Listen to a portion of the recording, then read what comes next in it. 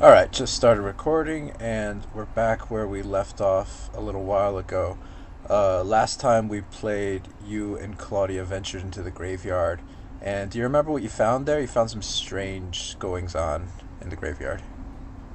Yes, um, we found that the Lester's father had been exhumed Right. previously. He lost his coat, and so clearly his body had been taken out. And we suspect the guy who I forget his name, but he Beppo, the kind Repo, of yeah, smelly, grave degenerate-looking gravedigger. gravedigger character. So we suspect him, and then Claudia is outside the crypt, and has Yeah. just gotten ambushed by a bunch of a bunch of ruffians. Yeah, she dodged though, so she didn't get smacked. But Beppo tried to hit her with a shovel, and then he seems to have Yeah, alerted the local gangster squad, including your old friend McGregor, who doesn't like you very much. right. Yeah. So All right. the interesting thing about this is that when we open up this chapter of play, it's actually a combat situation. So we get right into it, into the action. Yeah. Okay. All right. So first thing I'm going to have you do is we just want to roll d20s to see whoever goes first in the combat. Okay. So yeah, go ahead and roll d20, and then I'll do for Claudia. All right, 16. All right, let's see. So I'll write that down for you. You're 16. Okay, and then let me roll for Claudia.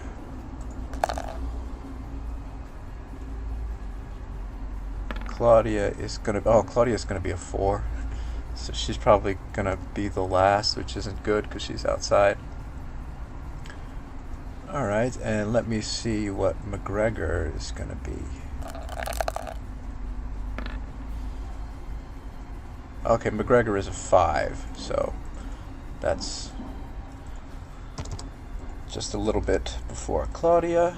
And let me see what these two ruffians, his buddies, are gonna be. Okay, those two ruffians are gonna be an 8. So seems like you might be going first. And let me just see what Beppo is. Beppo is a 7. All right, looks like you get to go first, actually, Right. which is advantageous. And unfortunately, Claudia gets to go last. And so, because you guys were kind of surprised, you guys are at a bit of a disadvantage right now. And what that means is that there's a greater percentage that you might miss. But I'll tell you how that comes into play in combat as we proceed. So yeah, you get to go first. You're 16. Okay. And it's up to you how you want to proceed. You might want to take a look at I think your character sheet to see what your weapons are and your abilities. Yeah. Is the only thing I can see through is the door to the crypt, or is there?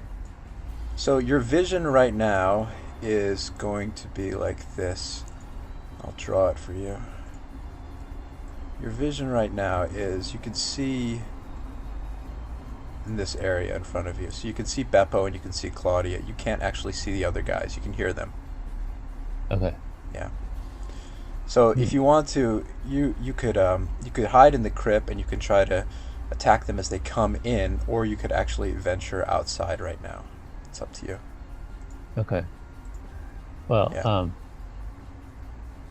Beppo's looks like he's closest to Claudia. Yeah.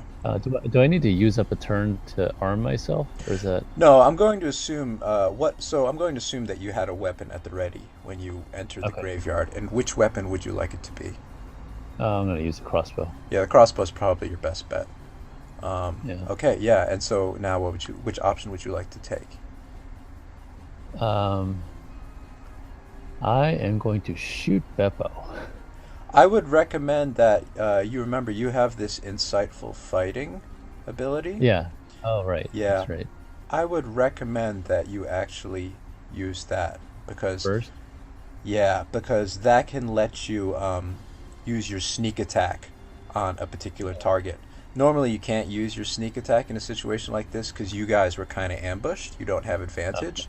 But if your Okay. insightful fighting works, then you can use it on Beppo. Okay. All Yeah. right. Let's do. So what you want to do is you want to make a wisdom insight check, and it's going to be versus Beppo's charisma. So whichever one's highest wins. And I'll tell you right now, Beppo is probably not the most charismatic guy in the world. So Okay. yes, just roll a d20, and I'll tell you what the outcome is. Okay. 12. A 12. Okay. A 12, and then you are skilled in insight, so you get an automatic +3 because it's plus your a +3 modifier. So 12, 13, 14, 15. It's actually a 15. Let's see what Beppo is. Oh, Joshua. Beppo's charisma is a 6. Nice.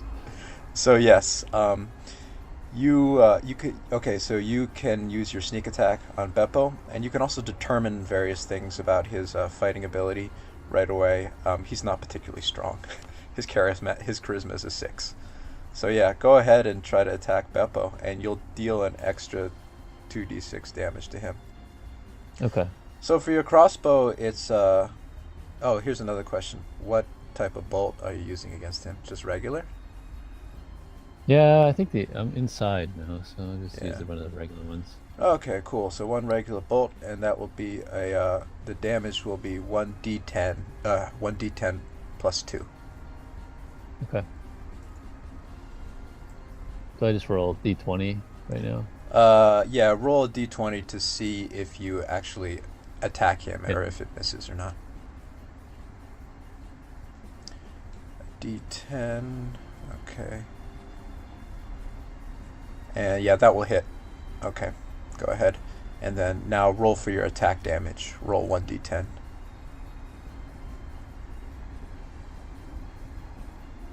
Yeah. Okay, so 1d10, you roll the 4, and then 1d10 plus 2 it actually does 6 damage. Alright, and then you get to do an extra 2d6 damage to Beppo with your sneak attack. So roll 2d6. You can use the advanced roll to input the exact numbers.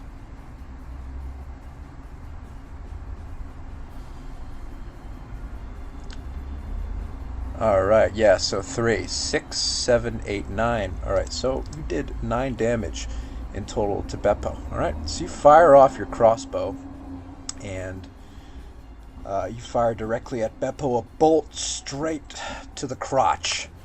Okay? Straight to the dingus region, and Beppo staggers backwards, lets out a bit of a shriek, a ugh sound, as he gets pummeled with a force right to the dong. Alright.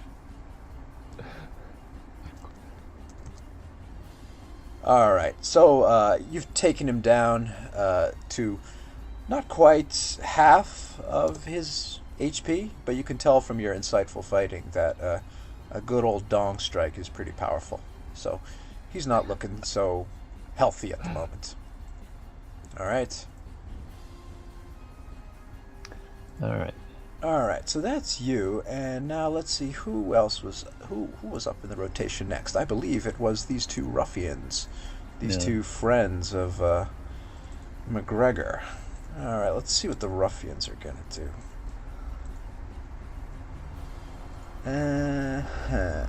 All right. So this ruffian here on the right-hand side, he's gonna try to gang up on this poor little girl right here. Unfortunately. He comes over to her, and he's going to try to do an attack. Going to try to pummel Claudia with his fists. Let's see if he can pierce her armor class. He gets advantage because he surprised her, which means he gets to roll 2 dice to see whether or not he misses, and he takes the higher value. So, okay, his first roll was... Yeah, his first roll was... Oh, 1! Oh, God, that's terrible. Alright, but he gets one more roll. Gets one more roll, and he'll probably end up taking this one because it's higher. Oh, he rolled an 18. Yeah, so he gets to take the higher roll to see if he misses or not because he has advantage while Claudia doesn't. Alright, so he's gonna pummel Claudia with a pair of brass knuckles that he's wearing. Not the knuckles that you found. His aren't cool looking. His are pretty dingy looking. Kind of looks like he constructed them out of like screwdrivers and cans. All right. So he's gonna try to do a brass knuckle smash on poor Claudia. Any luck, he'll break his hand. Oh, with any luck, yeah. All right. Let's see how much damage this asshole does. All right. Rolling for him now. And 6 damage to Claudia. Alright. 6 damage to Claudia. Claudia takes a punch. And Claudia's actually down to 7 HP now, so it's not great. She was at 13 HP before. Alright, so Claudia's in a bit of a precarious position. And now this other asshole, unfortunately. This other asshole is also going to try to come up and pummel her. And let's see if he misses or not. His first attack roll is a 16. Okay, yeah, that's automatically going to hit Claudia. Alright, so I don't even need to roll another one for him. Let's see how much damage he does. Hopefully he doesn't kill her. Oh, 5 damage. Oh. Claudia's at 2 HP now. Good. Claudia's not doing so well. Alright. Alright, now we're on to, I believe it was this asshole McGregor. Because Claudia has to go last in the rotation, I think. Yeah, Claudia rolled a 4. Alright, what is this asshole gonna do? So McGregor obviously is more interested in getting at you than he is at Claudia. So thankfully, he's going to try to spare the attack on Claudia. And he's going to try to bust right into the crypt to get at you. Okay? Okay. That's good. And so he basically runs past Claudia. And as he runs past her, I'm just going to see if Claudia can succeed on a check to see if she falls over or not. Okay, so he runs past Claudia. She does not fall over.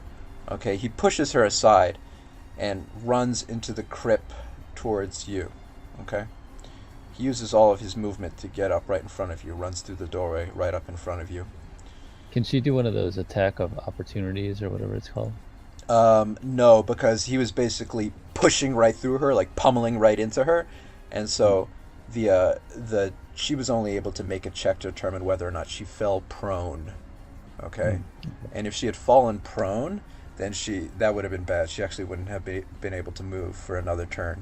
She would have had to spend a whole turn getting up. Okay. Yeah. Alright, so this asshole pummeled through Claudia, ran right into the crypt, and now he's going to try to attack Lester LeFoe. Alright. Let's see what he rolls. His first attack roll is only a 4, so that will definitely miss, but he gets to do another one because he's surprised you. His next one is an 11. He gets a +1 bonus, so 12. Hey, what's your armor class rating, Joshua? No, let me double check. I think it was like 13 or something. I think it is. Ah, it's a 14, Joshua. Okay. McGregor misses you like a bitch. He misses you. He's got a mace, all right? He's got a mace, and his attack with the mace completely missed. Yeah. All right. He can't do anything. Okay. All right. Now finally it's Claudia. Finally it's Claudia's turn. All right. All right. So what will Claudia do? Let's see. What does Claudia's only got 2 HP right now. She's got some heavy duty stuff. Yeah, she does have some heavy duty stuff. Let me take a look at her character sheet to see what she has. Oh, I don't. See, I don't have access to it, but I think she had the. Let's see, She's got a staff. Yeah, a staff with the vines. Yeah, she's got a staff that can bind people, basically. That might be handy. I feel like there was another weapon.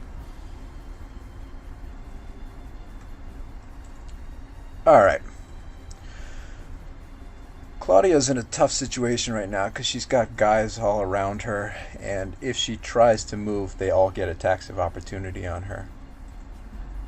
Yeah. So her biggest option now is to fight back. She doesn't have healing, unfortunately. Her biggest option is just to try to take one of these assholes down. Alright. She can't use one of her what are they called? Hit dice. Yeah. Unfortunately, you can only use those when you're outside of combat. You can't. Those represent like resting, and you can't rest when you're getting attacked on all sides. Okay. All right. Okay. So let's see. Claudia's probably going to try to go for the guy who looks like he suffered the most damage already, and that's probably going to be Beppo. Get him out of the picture first and try to reduce the people around her. Alright. So Claudia is going to try to attack Beppo with her staff.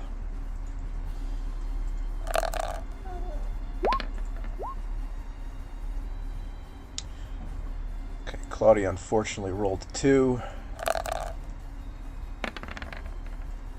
And a 19, but because she's at a disadvantage because she was surprised, she has to take the 2. So unfortunately, her staff attack against Beppo misses. Yeah, her staff attack against Beppo misses, but let's see if Hubert, the lamb, can pop out of the bag of holding and help her out. Yeah, she gets an extra turn where Hubert can pop out and help her. And unfortunately, Hubert, the stupid lamb, does not pop out. Alright, so what can Claudia do? She's stuck. Yeah, she can't do anything at the moment. Oh, I actually realized she does have an option. She has the option to use a bonus action to actually disengage from opponents, which means she could have disengaged without them getting attack of opportunities on her. Oh well, Claudia forgot. Oh well, because she already used up her bonus action to try to summon Hubert, and she forgot. Alright, well, Okay. Claudia, Well, Claudia might be a bit screwed. Alright, it is back to you. Okay. Well, this sucks. Well, I guess the immediate thing is McGregor, right? Yeah. Yeah.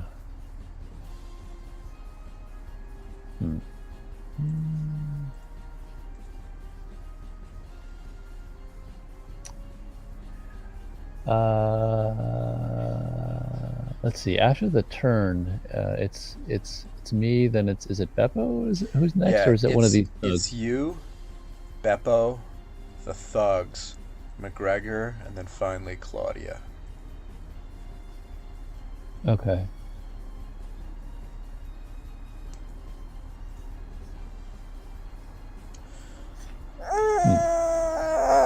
Hey Fletcher, how's he doing? He's okay. Got the baby Fletcher in the background.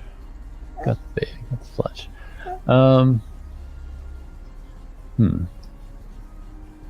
Well, McGregor's not after Claudia. No. I think I'm gonna. I think I have the opportunity to wait on him. I think I'm gonna go for Beppo again. Okay. Now, because he's close. Yeah, he is closer. Yeah.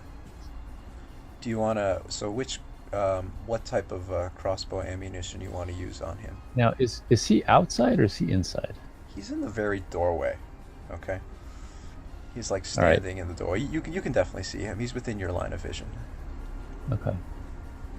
All right, and let me just check and see which bolts I have. I think it's fire and something else. Yeah, you got smoke screen bolts and fire burst bolts. All right. How close is he to the other guys? He's definitely close to the other guys. So if you hit him with a bolt, I'll show you the radius of damage that it'll do. All right, a bolt. A bolt will make a bolt will. So if you hit Beppo with a bolt, for example, like if you hit him with the smoke screen bolts, it'll spread out in a 10-foot radius around him from Beppo. So one square is 5 feet. So it'll actually go pretty damn far. Okay. Oh Yeah. wow. And actually, it'll hit McGregor too, Yeah. and you as well. Actually, it's this whole area. Yeah. Yeah. Um, but if so, I don't know. That wouldn't really do any damage, right? Well, no. Here's the thing: if you use a fire bolt on him, that'll do a huge amount of damage, but it'll also cause a fire in the area and put Also probably everyone's put everyone's life in severe danger. If you do Yeah. a smoke screen bolt, so the initial bolt will hit Beppo and do damage to Beppo, and then the smoke will spread in this radius. And what the smoke does is it makes it more likely for everyone to miss as long as they're in the area. Oh. Yeah, so it's not great for you guys because it means you guys gotta, like, you roll 2 die for your attack rolls and then you take the lower value. So you're more likely to miss, but the same goes true for McGregor and the thugs and Beppo. Yeah. So Okay. a smoke screen bolt might be a decent idea, actually. I'll do that. Yeah. All right, gonna hit Beppo with the smoke screen bolt. Very good. Roll a d20 just to see if it hits or not, or if it misses him.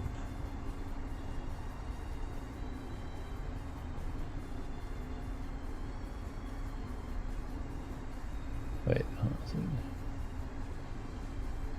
5. Okay, you rolled 1d25, and then let me just see what your modifier is. It's a dexterity modifier. Let's see if it beats Beppo's. Oh shit, that misses. Yeah, unfortunately it misses. Yeah, it doesn't manage to pierce Beppo's armor rating, unfortunately. Yeah. Yeah. So you missed with that one. Alright, let's see, what else can you do? You can still... So you used up your attack action, and if you try to move... Yeah, if you try to move, McGregor's going to hit you. Yeah, there's not that much you can do. Okay. Alright. Oh. Now it's Beppo's turn. Alright, Beppo saw you fidgeting.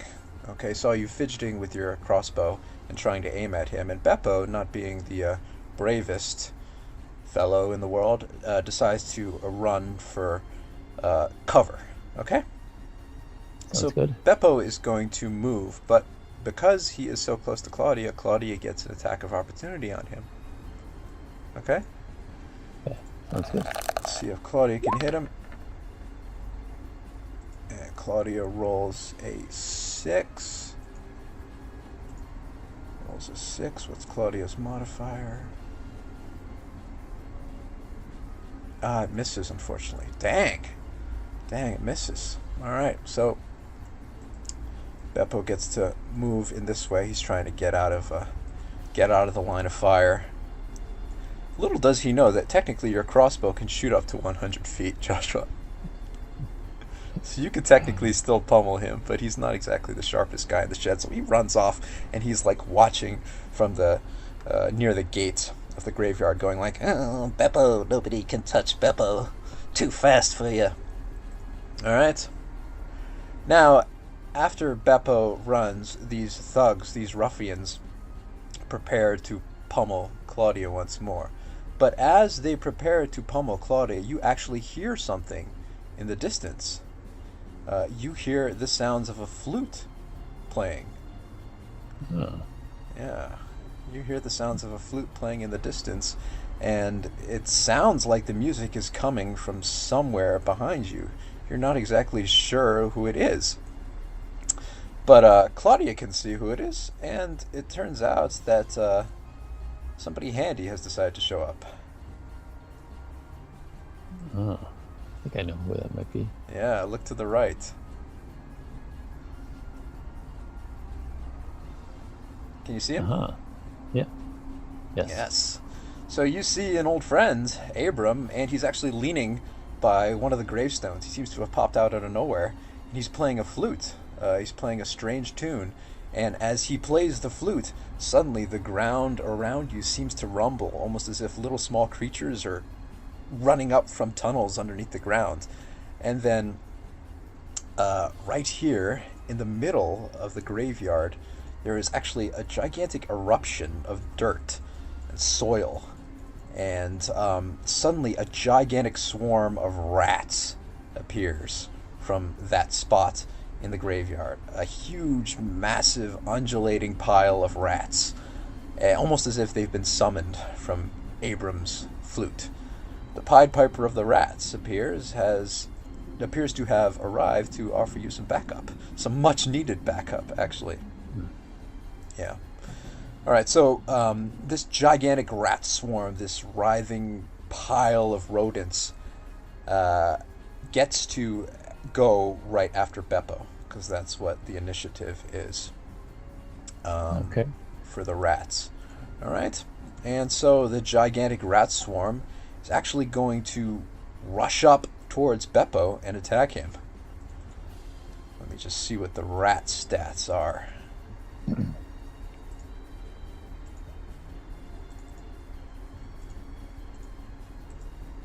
Alright.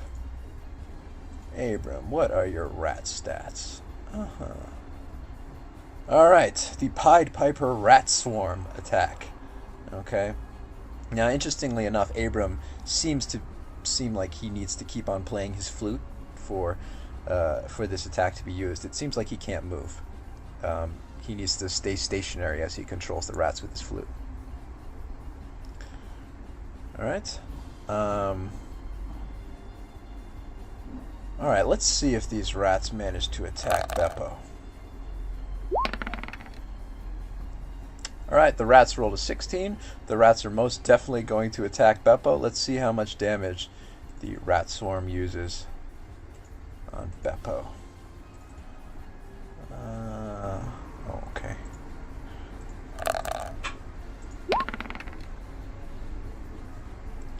Alright, so the rats rolled a 16 for damage. The rats get 16 for damage plus 30 modifier. So that is actually a whopping 46 damage. Oh, wow. Yeah, a gigantic swarm of rats lunges on top of Beppo, does 46 damage against him, and this is complete overkill because Beppo had 11 HP left. Wow. Okay? So normally what happens when you go to 0 HP, you fall unconscious and start bleeding out. You're not dead yet. If somebody stabilizes you, you can still be alive. Okay? But this attack just went to overkill, so Beppo is dead. Yeah. Beppo is completely and utterly dead. Oh my goodness. Wow. I guess you can collect that reward if you find evidence that he was, well, I guess this is the evidence, that he was trying to rob graves and attacking people. Yeah. Beppo is completely dead. Alright? Now, these assholes that were ganging up on Claudia, it was their turn. They see this monstrosity that just erupted in front of them, and they're going to try to get the hell out of here. Okay? So, this idiot on Claudia's right is going to try to run. Claudia gets an attack of opportunity on him. Let's see if she hits. She rolled a 16. That's going to hit the guy. Okay? Claudia is going to, let's see, I think she's going to try to use her staff against this guy. It seems like it would be the best option for her. Let's see how much damage her staff does. Her staff of vines, 1d8 plus 3.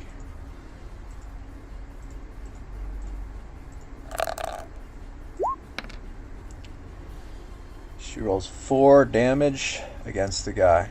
Alright. She rolls 4 damage against the guy, gives him a whack as he runs. Okay? And so the guy is... Let's see, I'm going to try... He's probably going to try to move this way, away from the rats. Okay.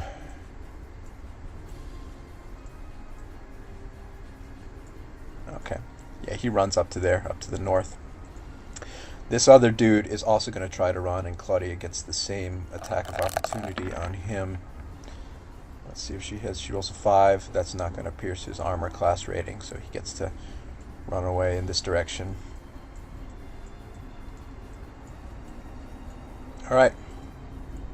Now, McGregor. McGregor cares nothing about rats or impending doom. He merely cares about bashing your face in. He's going to try to attack. He rolls a 5. Jesus Christ, McGregor not rolling so high. He missed. It's good that he's missing because he actually has a pretty powerful attack, but the dice are not working well for him. All right, Lester, it's up to you now. Okay. I'm just gonna go with the same thing, crossbow, with the regular bolt. With a regular bolt. Who do you wish to attack? Regular. McGregor. All right, go for it. Roll a d20 to make sure you don't miss McGregor, and because he's right in front of you, I'll tell you how that'll play out. But yeah, roll a d20. Okay, you rolled a d8 against McGregor.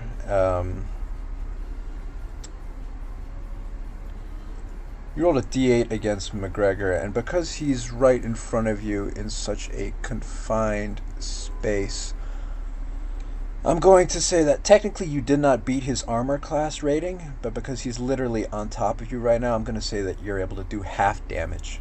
Okay? Yeah. So now roll your dice for damage. I believe it's a 10.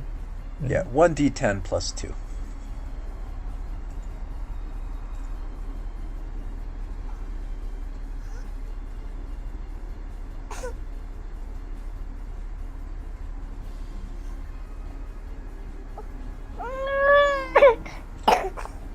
Oh no, Fletcher getting damaged.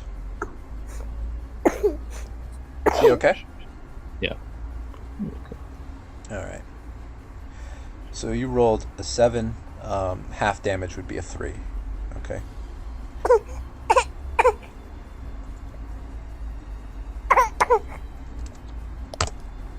Okay. So McGregor takes 3 damage. Hang in there, Fletcher. We're in a devastating battle simulation right now. But don't worry, the rats are here to help. The rats completely decimated Beppo and ripped him to shreds. Can we pause for a second? Yeah, sure. Pause. Go ahead. Sure, no worries. All right, let me put this aside here.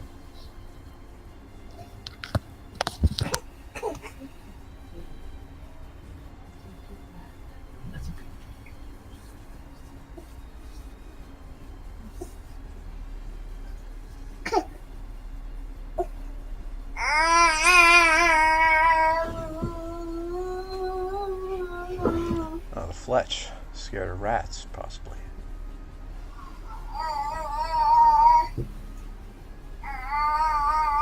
Scared of creepy old gravediggers.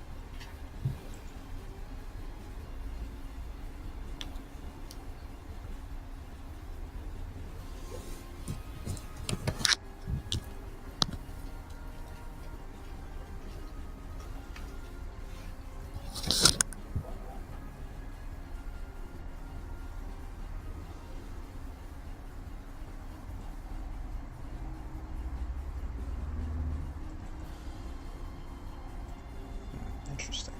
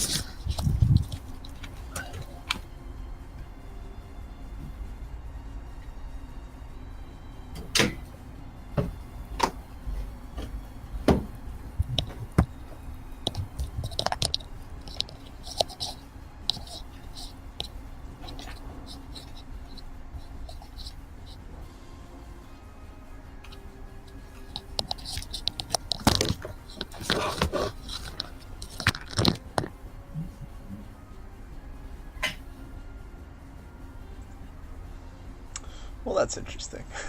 I read that wrong. Oh well.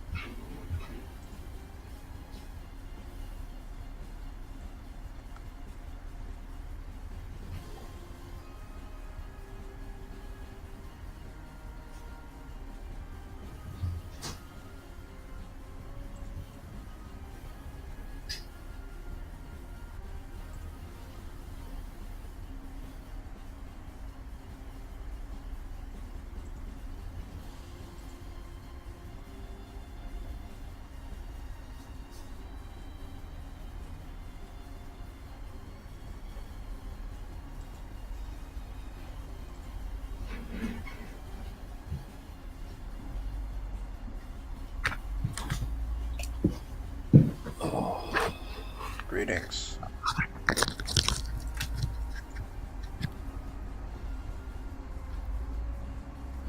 Okay, I'm back. Hello. Baby okay? Yeah.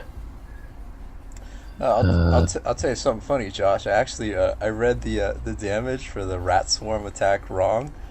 Um, it's supposed to be the rat swarm has like 1d20 plus 30 hit points. That total number is their hit points. I read that as the damage they do. Oh, So actually, that massive overkill probably was not entirely right, but I think Beppo would have died anyways. So it's oh, fine. okay. We're just gonna leave that. Okay. Little bit of dungeon master hacking going on around here. I just modified the damage the rat did, so whatever, it's okay. All right. So yeah, you shot McGregor with your crossbow. You did 3 damage. I'll let you do half damage because he's right in front of you. All right. Okay. Now let's see. Now whose turn was it? I believe it was. Yeah, I believe. Okay, so since Beppel's out of the picture, I think it's Abram's turn again. Yeah. So Abram is still playing his flute, and he appears to be directing the rats into the crypt. He appears to be going to try to help you out. Okay? And so he continues playing, and then the rat swarm moves upwards into the crypt. And through the doors of the crypt, a gigantic herd of rats, and they're going to attack McGregor. Mm-mm. Let's see if they miss or not. And I believe... Yep, they attack. The attack does not miss. Okay, let's see how much damage it does. Using that huge overkill value. Okay, so 5 plus 5 plus 30, 35 damage. 35 damage against McGregor. Oh boy. Is that... Okay. It takes off a massive chunk of McGregor's HP, but he's still standing. Alright? Just like all these rats swarmed onto him, just biting his legs, biting his arms, biting his cheeks. And he like shakes them all off. And he's looking bloodied and haggard, but he's still standing. But he's very low on hit points. It's pretty obvious. Alright? Now back to these two Nimrods. Okay, these two Nimrods do not want to be around for this, so they are going to make an exit. The guy on the right moves up and then disappears, dashing off to relative safety, and so does the other guy here. Okay. Alright, so now there's just Claudia. Alright? And Claudia is going to... Well, I guess she's going to try to take advantage of the fact that you guys have all cornered McGregor. So she busts into the doorway of the crypt and is going to try to wallop McGregor with her staff.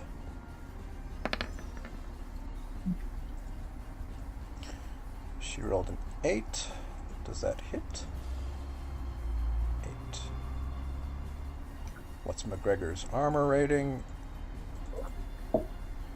Yeah, McGregor's got a high armor class rating. She misses, unfortunately. Damn. Alright, let's see if Hubert pops out to help. As a bonus action. Stupid Hubert rolled 2. He doesn't come out. God damn it. This useless ass goat. Oh my goodness. Oh, useless goat. She needs to roll... Yeah, she needs to roll an 11 or higher for Hubert to pop out. Dumbass goat just doesn't want to come out. Alright, so Claudia basically did nothing. You can hear her cursing under her breath, being like, God damn it, Lester. I'm just incompetent today. Alright, it's up to you. No, wait. Yeah, it's up to you, Lester LeFoe. Have you ever seen this movie? It's just Clint Eastwood. It's I think it's called Every Which Way But Loose. I have not seen it, no. Oh, so he has an orangutan as a pal. Oh, really? Yeah, him and it's like from the 70s, his an orangutan. Oh, that's awesome. And I think it's his mom or something like that. Yeah. I don't know. I forget. In the movie, every time something happens, she goes, God damn it. That's exactly how Claudia feels right now. That's exactly how Claudia feels right now. So now it's oh, actually, sorry, I forgot to give McGregor a turn. McGregor technically is supposed to go before Claudia, but oh. Well, okay, well, all right, sure, yeah, I'll give him a turn. He's gonna keep on trying to bash you. Doesn't give up. He's persistent, like, oh, this asshole rolled a 4, missed. This guy's doing nothing. Wow, I gave this guy such powerful attacks, and he's doing nothing. Yeah, so McGregor, if you remember, McGregor has a little pseudo dragon, a tiny dragon. That's kind of a pet. Yeah. He keeps it coiled around his arm. As he lunges out to attack you, the pseudo dragon lets out a hiss and bites him instead, and all he can say is, God damn it! Ugh! Doesn't do any damage, but yeah, he's just bouncing around in a circle. It seems like the arrival of the rats really messed everybody up. Yeah. Good intimidation. All right, now we're back to you, Joshua. You guys have gotten lucky. It turned from shit to pretty good. Yeah. Well, I'll just keep using the crossbow. Okay, yeah, keep using the crossbow. Can't really miss at this range. Yeah, so you can't really. I mean, at the very least, I'll let you do half damage because it's such a small, confined area, and you're not really gonna miss. All right, 9. Okay, 9 plus your damage modifier.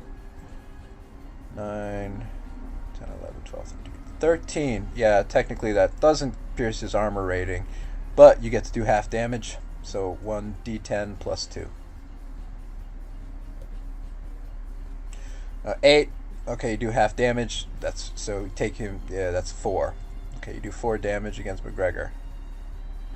All right, McGregor looks like he's close to passing out. All right. I probably should keep track of how many bolts I've shot. I think 3 so far, Yeah, right? you've shot 3 bolts, and then afterwards, when the battle's over, you can roll, and then I'll tell you how many have been Get back. recovered. Yeah, and how many are Okay. broken. All right. Okay. Now it's time for the mighty rat swarm to save the day. Let's see if they miss their attack. Hopefully not. Oh, well, they rolled a 3. I guess they miss.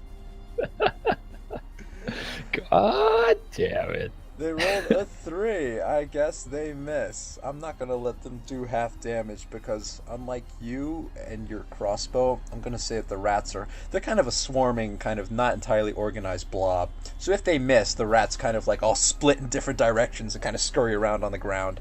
And McGregor's like jumping up and down and kicking at them. So, yeah. They don't have a focused target with a crossbow sight, kind of like you do. So they miss their attack. Yeah, okay. All right, now it's time for McGregor. Come on, McGregor. Can you do some damage? Can you do some damage? Let's see, he rolled a 9. 9. Ah, okay. Yeah, a 9. Mace swing. Okay, so he can swing at you with his mace, so he gets a +5 to attack. So 9, 10, 11, 12, 13, 14. I think your armor class is 14. 14, yeah. Yep, so he gets to do some damage against you, finally. Alright. Let's see what it is. 1d6 plus 3. Does 6 damage on you. Okay, so your HP is 20 now. Oh, what's 20 minus 6, Joshua? 26. 26. No, I'm just kidding. Nice. 26. 14. Yep, 14. So you're at 14 HP right now. Not too bad, though. Alright, now it's time for Claudia. Okay, Claudia. I'm going to roll first to see if Hubert will pop out. Come on. 5. Hubert stays in the goddamn bag. God dang it. 16. Okay, so her attack with the staff hits. Okay? Her attack with the staff, her staff of vines, hits, and then 2, let's see. How much damage does it do? 1d8 plus 3 bludgeoning damage.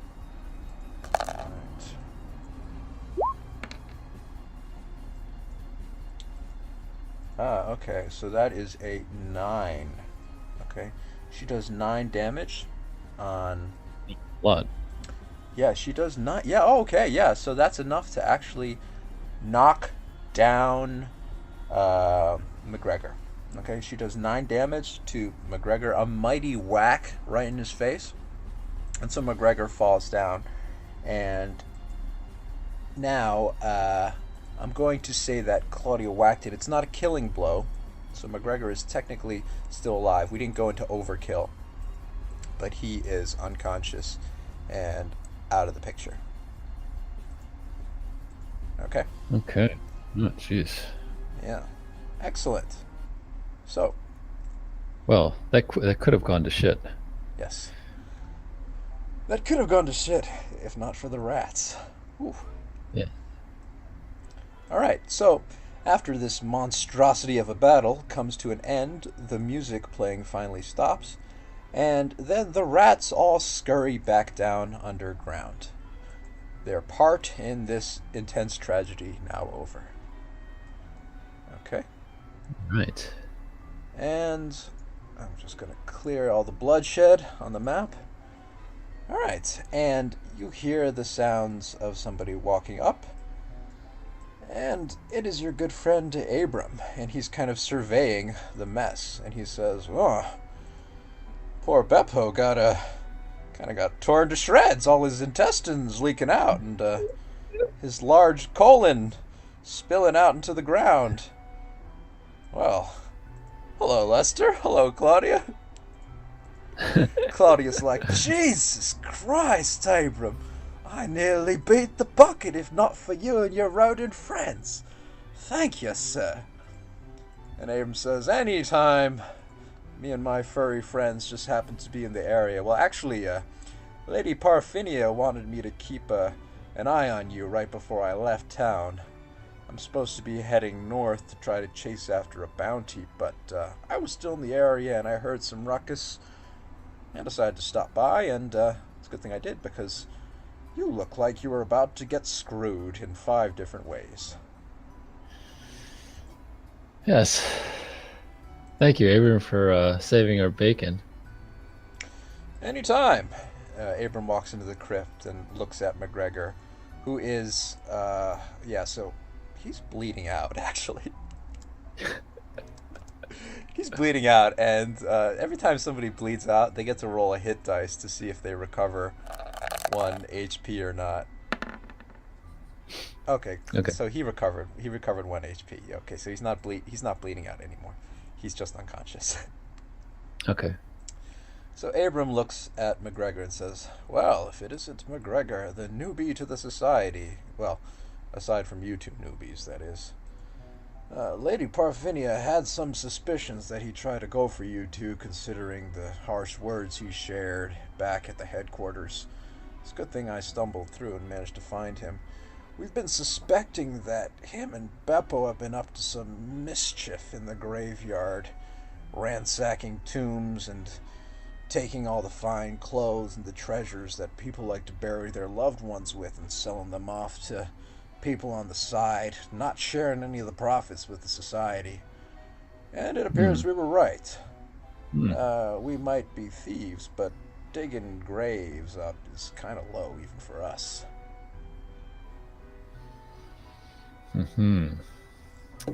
Well, maybe we should tie him up and let him leave him for the authorities. Yeah. Do you have any rope? I don't think you got rope. I don't know. Yeah, let's see. Maybe check your items to see how you want to restrain him. Claudia does have a staff that lets her entangle guys with roots, but that can only be used 3 times a day. So if you ask her to entangle McGregor and restrain him, she's down 1 charge for the rest of the day. Let's see. Hold on.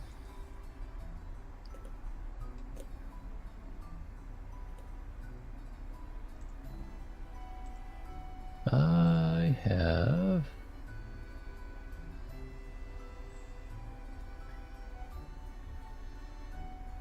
Let's see. Leather armor.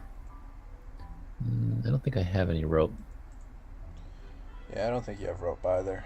You could try to drag him out of the crypt if you want to, and leave him in the open. Maybe Abram's got some stuff that he can use to restrain him.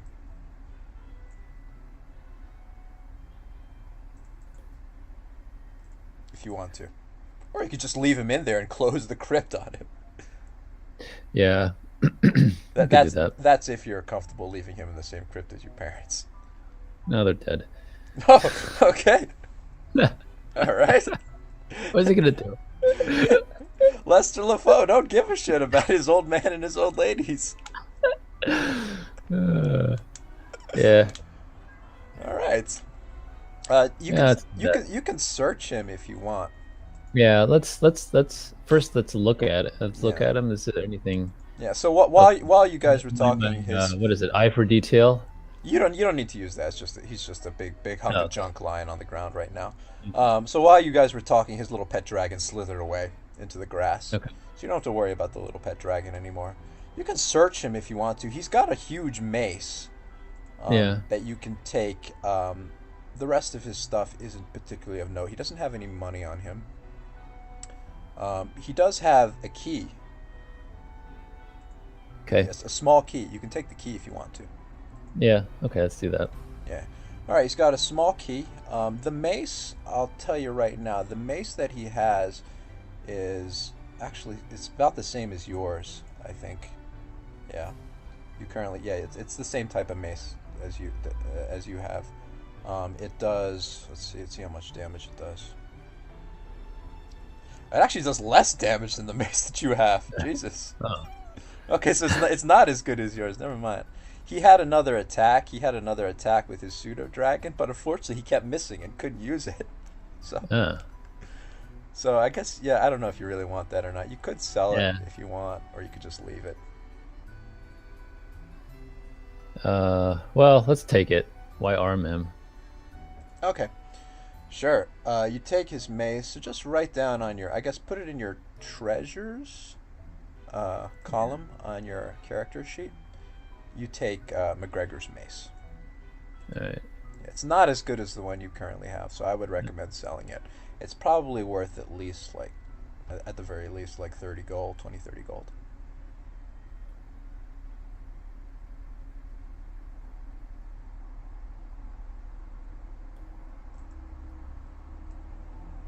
All right. All right, now, Claudia is going to use her hit dice to try to recover. Okay, she got taken down to 2 HP. She's going to use, let's see, she's going to take a short rest and roll a hit dice to recover. Let's see, okay, she's got 2, she's going to roll another one.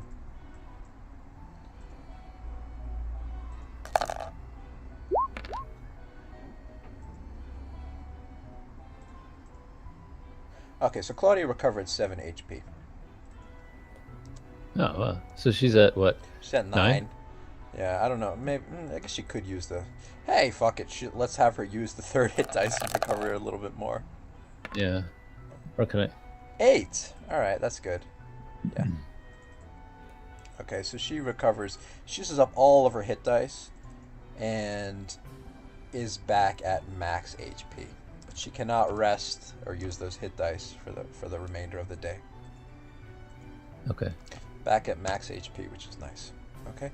Now, if you want to, you can roll to see how many crossbow bolts you recovered. I think you used 4. Yeah, I think so. Yeah, so just roll a d20 for me. Okay.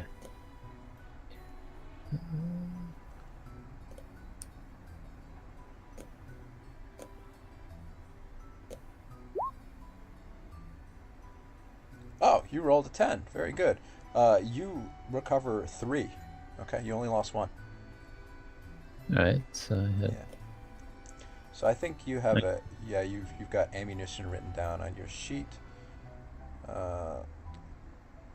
Yeah, you've got 19 bolts. Very good. did I use the smokescreen one? Yeah, you used the smokescreen one. I Very did. good. Yeah. Uh, But those break. Those break when you use them. That's Yeah. just 9. Yeah, so that's 9. Yeah. That's why we're missing so much. Yeah, this. Oh wait, no, actually you didn't. Sorry, you didn't use a smokescreen bolt, Josh. Remember, you missed. You missed. Oh. Yeah, you were thinking about it, but you missed. So yeah, put that one back to 10. Yeah, Okay. yeah, you missed. So that's good. You've got 19 regular bolts, and you still got all of your special bolts for for usage later on. That's pretty good. Okay. All right. So now, what would you like to do?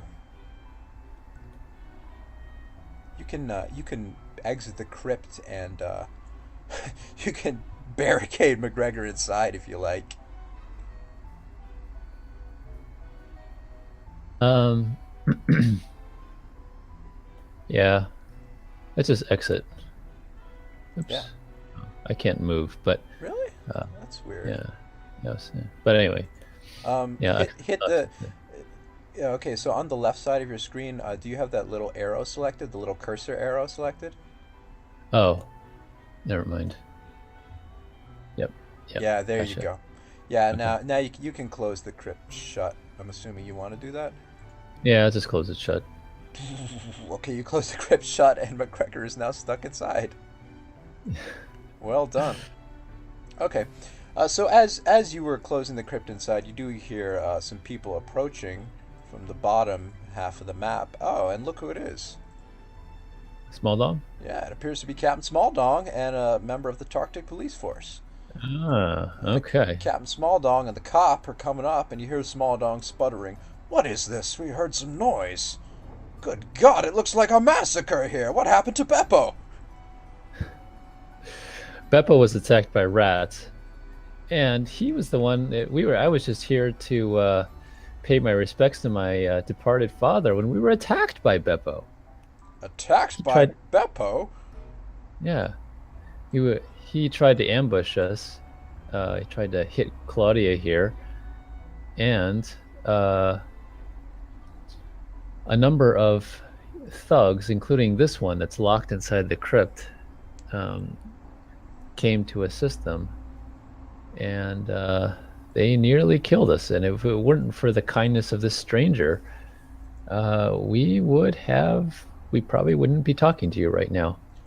Small Dong and the cop look at Beppo, and the cop actually struggles to keep his breakfast in as he looks at Beppo's large colon fecal matter leaking out all over the ground.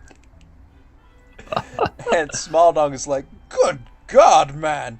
Well, I can understand if Beppo was trying to kill you, but you didn't need to rip him to shreds. What is this, rats?" And Abram says, "Don't mind me. I'm just a concerned citizen, just passing by." And he starts to walk off, and Small Dong says, "Wait a minute, we'll need your statement down at the police station." Abram rolls his eyes and says, "Yeah, sure, I'll come along." He gives you a wink from the corner of Small Dong's vision. And you get the feeling that as soon as Small Dong leads him into town, Abram's going to conveniently disappear somewhere. So Small Dong and the cop are kind of looking through Beppo's remains. Do you want to tell them about McGregor stuck in the crypt, or you just want to leave McGregor there to starve? Yeah. No, that's it. I'll tell him about McGregor. Okay. It's like, yeah. Yeah. You should be aware of Yeah, sure, go ahead. this. Yeah, you should be aware of this gentleman here who tried several times to attack us, and he's currently locked inside the crypt. Claudia says, "Yeah, him and his gang of goons trying to violate the integrity of young defenseless women such as myself. Put him in jail post haste." Small Dong goes up to the crypt door and manages to pull it open and sees McGregor's body inside and nods, giving him the once over, and then says, "Well, looks like a pretty clear-cut case to me. Jesus, is that your father, Lester? What happened to his coat?" I don't know. That's the thing, is that we buried him in actually one of his favorite coats, and it looks like his body has been taken up. It's been exhumed, and the coat is gone. Small Dong nods to the police officer and says, "Go search Beppo's house. He's bound to have something in there we can use to get him under lock and key." So the police officer goes into the house to take a look around. You're welcome to follow him if you want. Yeah, let's do that. Yeah, Let's sure. go to Beppo's house. Yeah. See what kind of stuff there. Yeah, Right. yeah, so head in there. Alright, Beppo's house is a goddamn mess. It's mostly junk. He's got like a wheelbarrow that he seems to use for carrying corpses. He's got a bunch of skeletons in the corner Oh, right here. Um, weird. a whole lot of firewood and just a bunch of junk. He's got some coffins. He's also a coffin maker here, so he's got coffins that he's working on. Um, it's a very unkempt place. This area here is his bedroom, if you want to take a look there. He's got a small box next to his bed. Okay. This thing? Okay. Yeah. Let me Actually, take a no, look. no, it's right here on the bottom. Yeah. Oh, okay. Oh, I see. Yeah. Yeah, Can so you take a look at it? yeah, he's got a small box in his bed. It's a trunk. And as you open it, you find your father's coat, along with a bunch of other fine coats that appeared to have come from the corpses in the graveyard. So it's got like, fine coats. He's got a dress, and Right. he's got a number of rings and jewelry that he seems to have pilfered off of corpses. And so Huh. it's all fairly gaudy stuff. And then underneath you find a bunch of notepaper and some scribblings, and it appears to be Beppo's personal diary of some sort. And you see, Beppo's handwriting is pretty awful, but you can make out scribblings that are like, "Oh, Beppo, Beppo just wants to be pretty. Beppo looked really good today wearing these fine things. And pictures of himself dressed up in, you know, old coats and jewels that he stole from graves. Ah,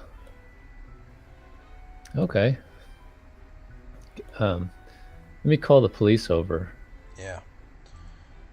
Alright, so you call him over, and then Claudia's like, "Hey, Copper!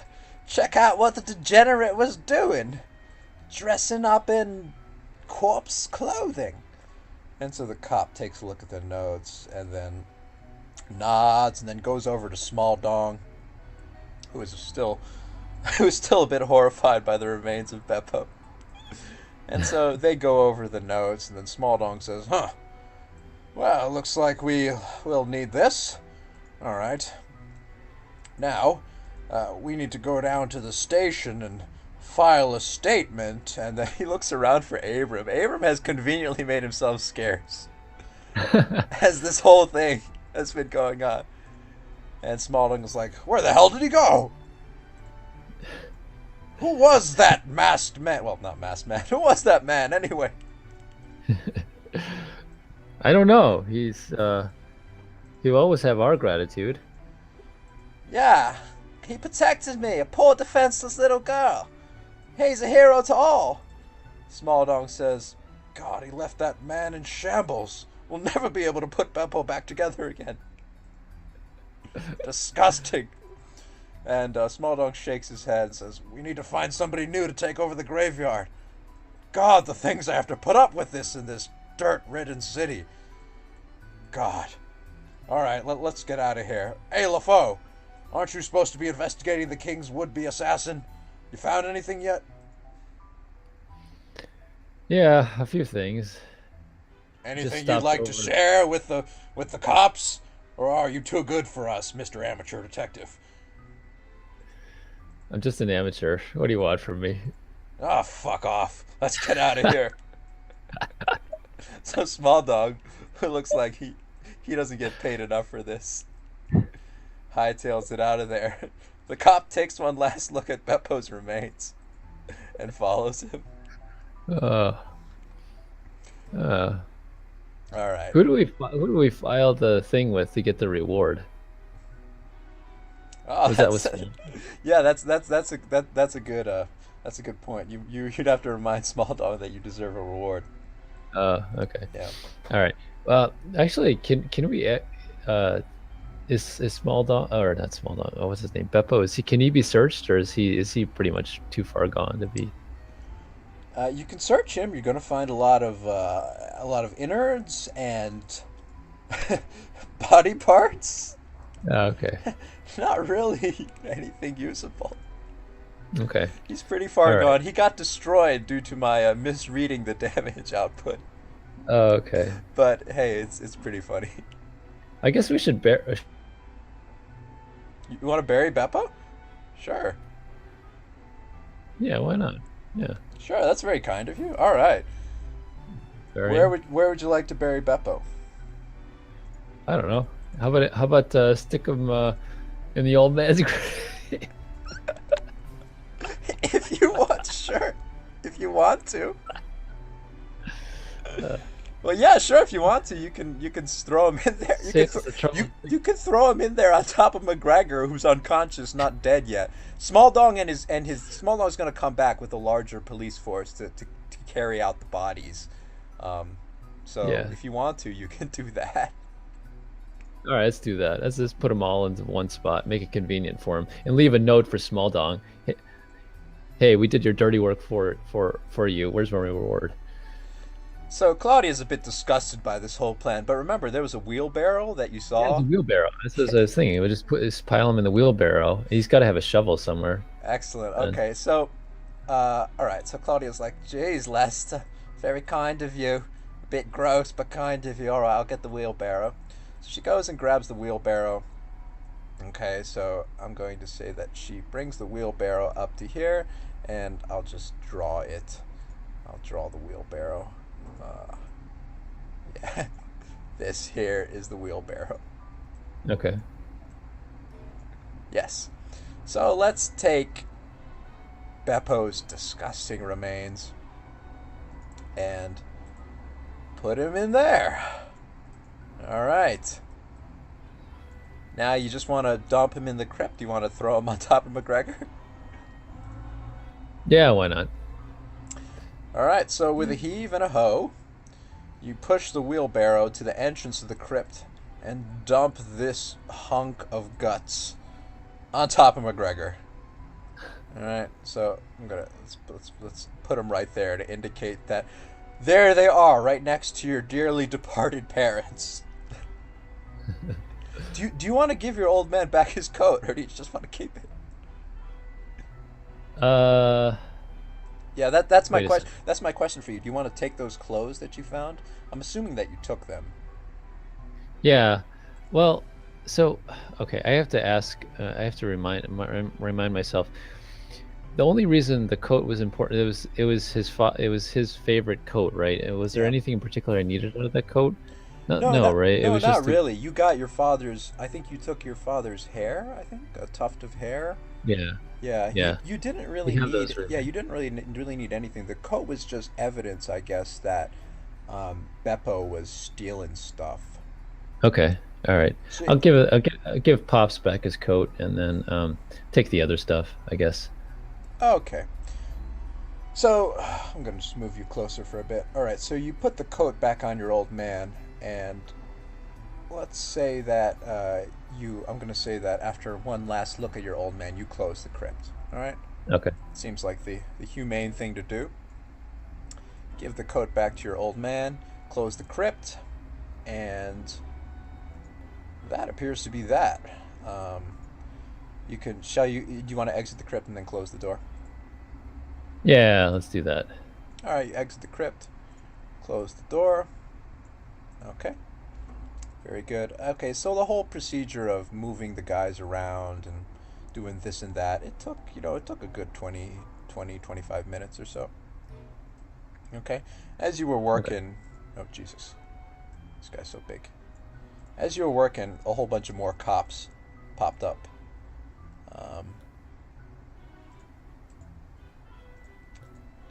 A whole bunch of more cops popped up at the scene of the crime, the grisly scene of the crime. And here's one of them. We'll just make some others. Da-na-na, da-na-na, da-na-na, da-na-na. Okay. A whole bunch of more cops popped up at the grisly scene of the crime, and they're like, "Oh, Captain Smalldong sent us here to dispose of the remains." And they see you guys in the wheelbarrow and say, "What have you two been up to?" Well, we're the ones that were attacked by these two idiots, and so we thought that since this guy was killed in the attack, there was a friendly stranger that helped us. We just bury him. One of the guards looks into the opening and sees the two bodies, one of which is mangled, the other of which is breathing, but not looking so hot, and nods and tosses you a bag of gold. There you go. And says, the reward for helping to find evidence that Beppo was up to lots of wrongdoings. It's supposed to be 700 gold, but you only get 600 because the body is so horribly decomposed. Smalldog decided that if you had resolved it in a bit of cleaner fashion, you'd be more deserving of the full reward. Oh, well, speaking of which, do you want these clothes? Is anybody looking at these? Are the things that he apparently had taken from other dead bodies? Evidence! The policeman looks at it and says, just pile it in the wheelbarrow, we'll take care of it. Okay. Alright, so, now, do you want to give them all the stuff that you found, or just some of them? I would say, what is it? It's just a bunch of clothes, and then there's a couple. It's just like a dress, a bunch of frumpy, there's like frumpy underwear, like suits that don't fit very well, old man pants, stuff like that. The sort of things that you would bury, old relatives in. Anything valuable? Nothing valuable, but Claudia says, Lester, some of these jewels and stuff we could use if we want to sneak into that party later. Have to clean them up a bit. I was thinking that some of that stuff might be useful as a disguise. Yeah. for female stuff. There's one particularly frumpy brown dress you could keep if you want. Okay, all right. That would be kind of disgusting, I guess, to wear that. But all right, whatever. Let's do that. It's all about the illusion of making you look like an eccentric old lady, Lester. Yeah. Okay. Let's save the dress. All right, so you put the other junk inside And maybe inside the cart. is there like a I don't know what do you call it? Um, a like jewelry of any kind? Yeah, there's some jewels, and so I'll actually have Claudia put this in her bag of holding. I'll write it down for her. She's got, all right, so one frumpy brown dress. It's two heavy clip-on earrings. Nice. And one ruby necklace. The ruby inside looks like a fake. But you can't really tell unless you look at it closely. So it seems to be a decent enough pair of. It appears to be the decent makings of a particularly ugly disguise. Yeah. Okay. All right. Well, that's all right. All right. So the policemen, after surveying the crime scene some more, they give you a salute, and they say, "Thank you, citizen. King Darian will be proud of your actions today." We live for that. Truly, we do. And may King Darian outlive us all, as he ultimately will. Yes. All right. I think you're done here. Okay. Yeah. The work is done. Yes. So, Okay. would you like to leave the graveyard? Let us leave the graveyard. And I think we got what we were coming for. So. Yeah, leaving the graveyard, and I'm just taking you back to the main map, the main Tartec City map.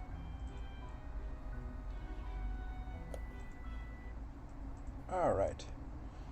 So, you have finished up at the graveyard, and you've got what you came for. You got that little body part from your father, that tuft of hair, I believe it was.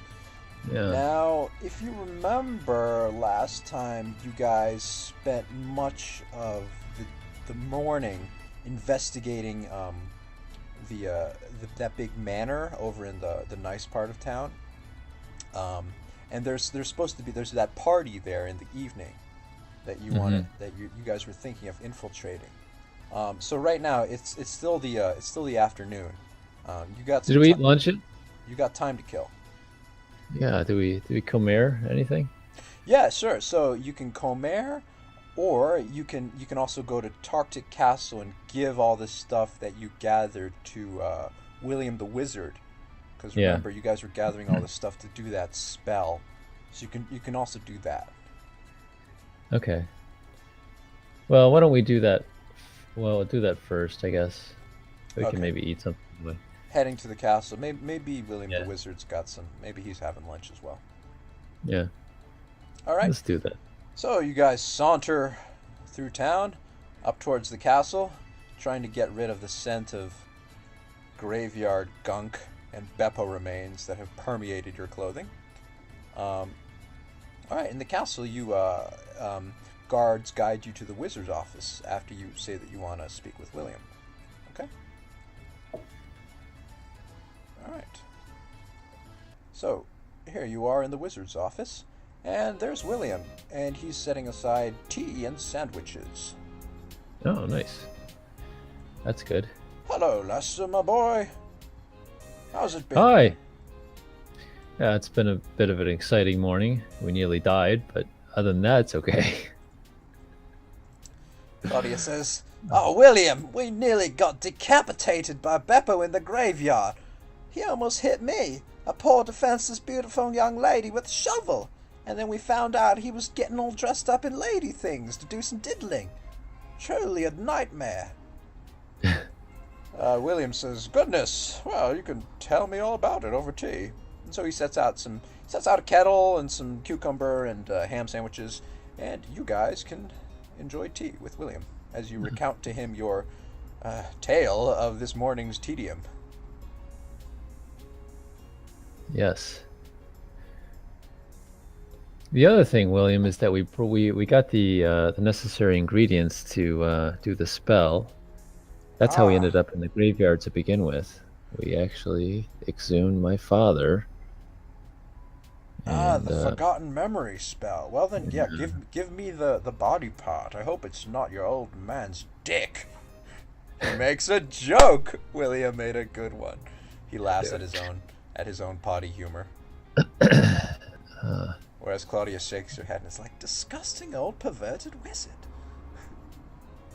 uh, uh, thank you for that image, but no, it is not, thankfully. So I hand him those things.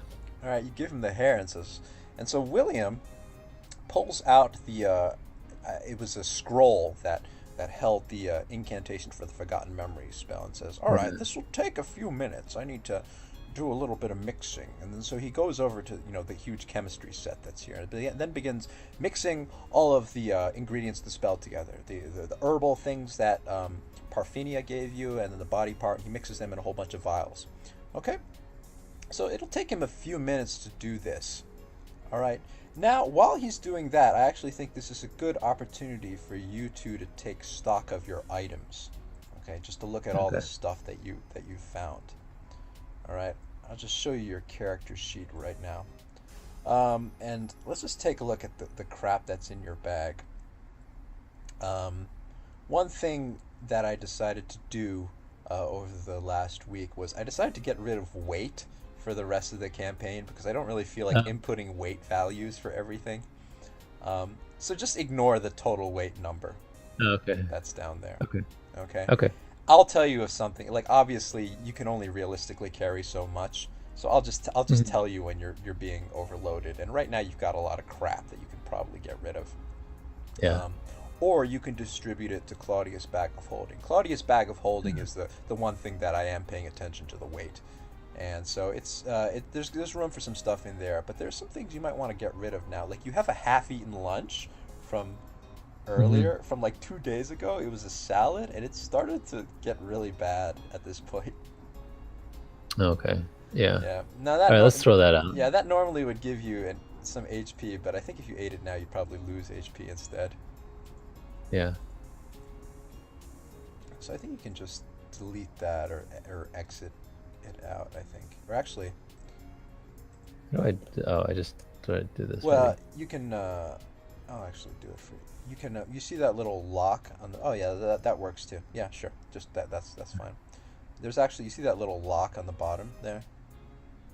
Oh. If you click that, then you can delete the whole row. Okay. Yeah. I see. Okay. There's an old copy of the Tartec Tribune. I would also suggest ditching that. It's an old newspaper. You don't need that. The mace, you actually don't need to write it down here because you've got it up top under your attacks and spellcasting. So you can, you can probably don't need to leave it up there. And other armors? The same goes for the short sword. Yeah, we'll just keep track of your weapons up top. Leave the leather armor there. Flint, tinder, torch, that's fine. Yeah, you don't need to write the crossbow down here because you've already got it up top. So you can delete that column as well. The bolts are fine. McGregor's mace and McGregor's key might come in handy. Okay. Yeah. Okay. I added in the 600 gold. Okay, you added in the 600 gold. Okay, yeah. Yeah. Well done. All right. Okay. Let's see what else. Yeah, okay, so now if you click on your bio tab, you have a few other treasures that you wrote in here as well. At the bottom. Yeah. You have all those ingredients for the spell, and I think I'm just going to delete those for you. You can probably get rid of those. Yeah. So we're giving those. The ID for the sanitation worker, Eddie, Fast Eddie. You stole his money. You can probably get rid of that. Probably delete that. You've got, so you have 2 snake corpses, actually. You've got a dead snake and a dead poisonous snake. Okay, and now interestingly enough, for the dead poisonous snake, what you can do is, because William has a chemistry set in his office, you can actually have him try to extract the poison from the snake, and give it to you like a small vial of poison that you can potentially use to coat a weapon if you want to.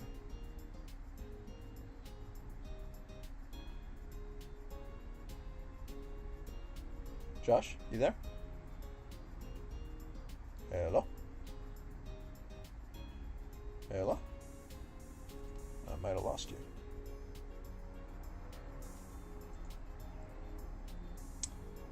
Hello? Hello, hello?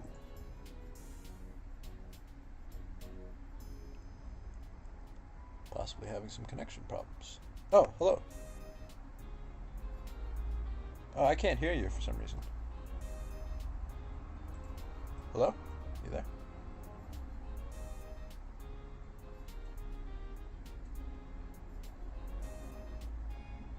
Something weird happened with your sound for some reason.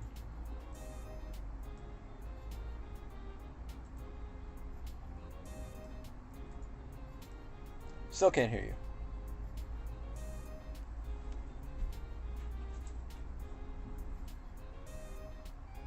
It was working great until a few seconds ago.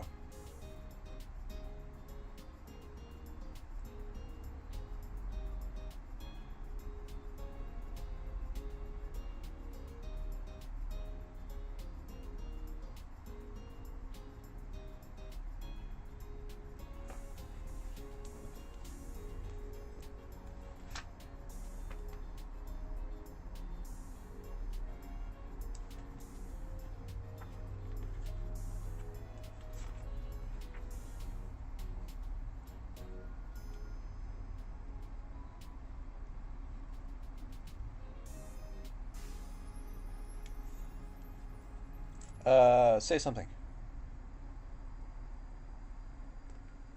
Yeah, I cannot hear you for some reason. Tell you what, let me try. I'm gonna try. Let's see, what can we do?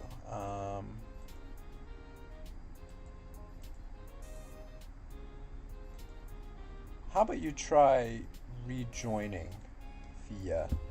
the game?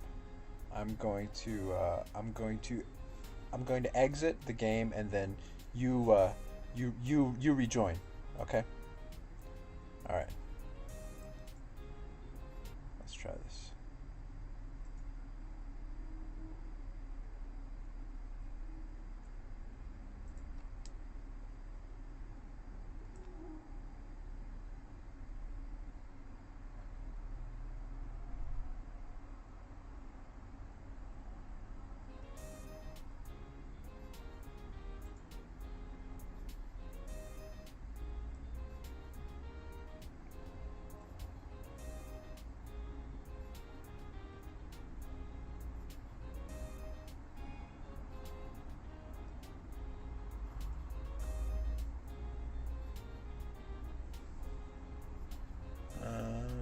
Let's see.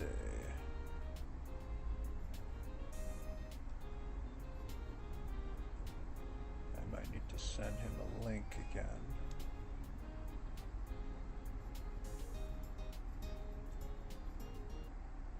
Let's see.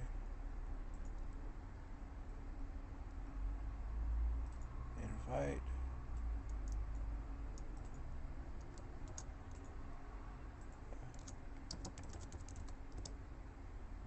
Should be the same link. Yeah.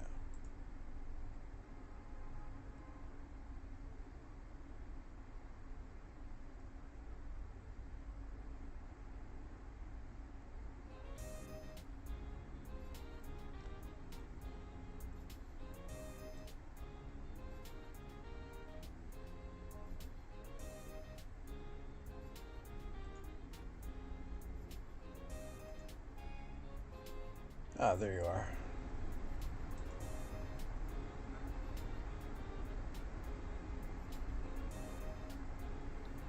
Hello?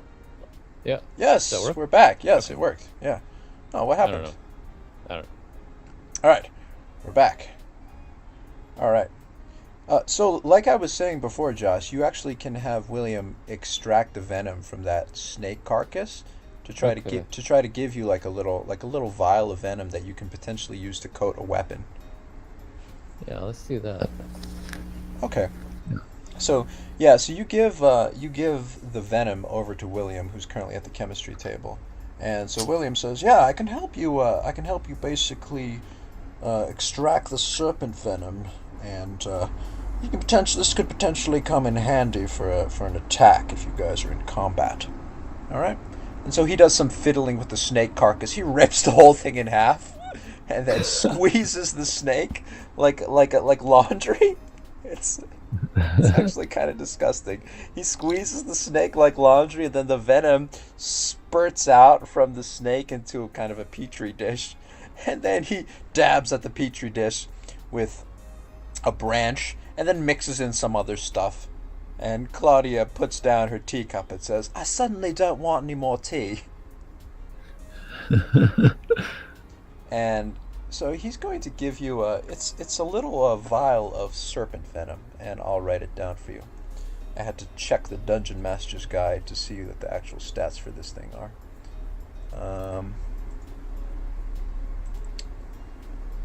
Yeah, I'll write it down in your character sheet for you under the equipment.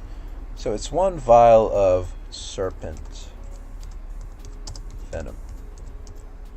Alright. And so what this does is it can cause an extra 3d6 damage. Okay? Okay. Yeah.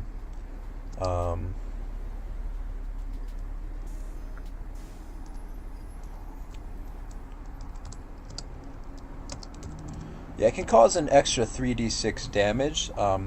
It's like a little vial of venom. So if you coat a weapon with it, for example, a sword, one of your bolts, Yeah. or Claudia's staff, and then use it on a creature, they need to beat a Constitution saving throw, and if they fail, then the extra damage gets inflicted upon them. Okay. Yeah. So it's a nice thing to have just in case you you want to deal some extra damage for one attack. Yeah. It's not like poison in the sense that it'll like infect them and keep on doing damage over time. It's just like one additional massive chunk of damage that like causes like welts to pop up all over the body in great pain. Sounds okay. All right, so you got that. So the other poison snake carcass is useless. So I'm gonna say you can toss that. Okay. Yeah. You should probably still keep the evidence that started this whole case, the blowgun dart and the tissue sample from Hemingway, the gigolo.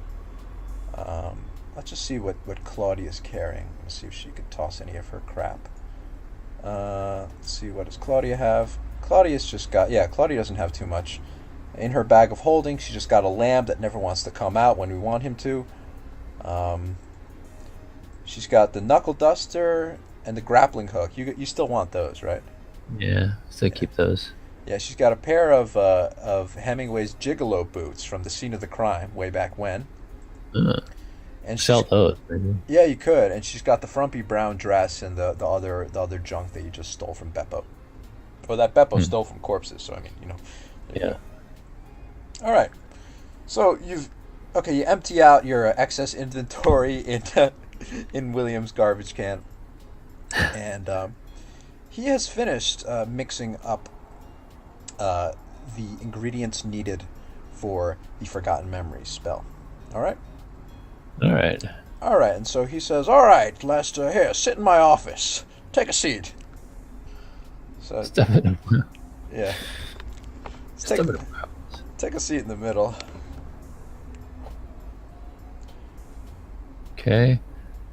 Hold on. What's my...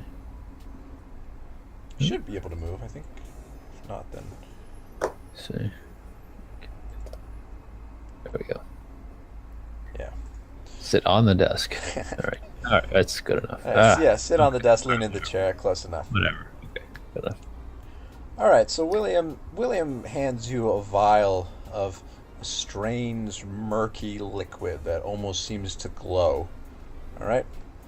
And he says, "Alright, Lester, so the way this works is this essentially is don't drink it. You need to breathe in the vapors. He's covering the top of the vial with a board. Okay? Now, these vapors, as far as I understand, will put you in a state where you will be able to see a particular moment in the life of your father. You need to be thinking of what you want to see before you breathe in the vapors. So be sure to have the moment in your head. You understand? Okay.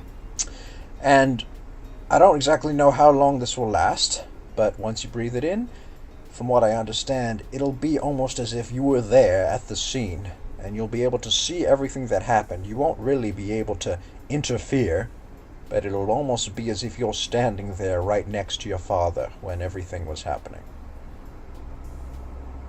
Okay. All right?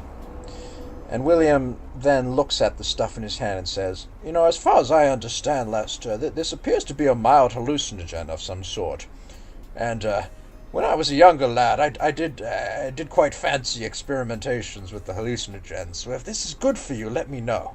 I'll try to make some for myself. Yeah. Claudia says, nothing like chilling in a dirty old wizard's office and experimenting with the hallucinogenic substances.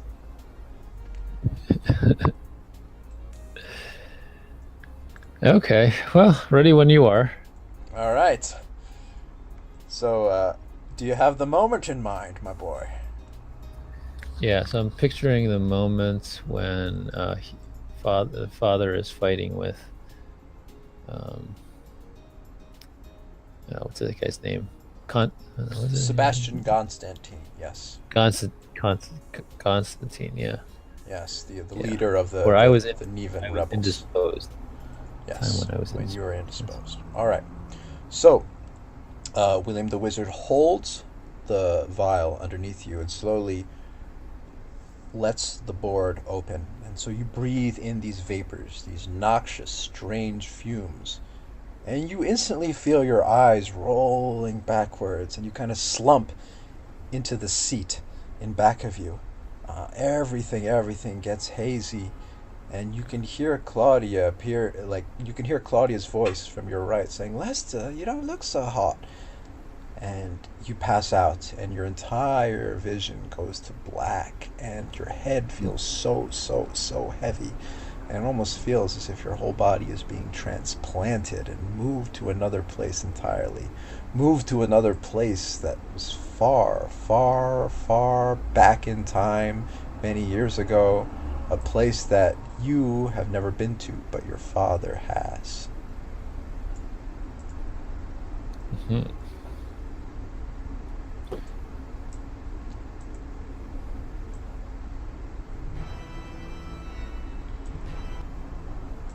All right. Oh, let's look like ninjas. So, here you are, all right? Your mind slowly starts to become lucid once more. And you see a giant room that you do recognize as the throne room of King Darian's castle. All right?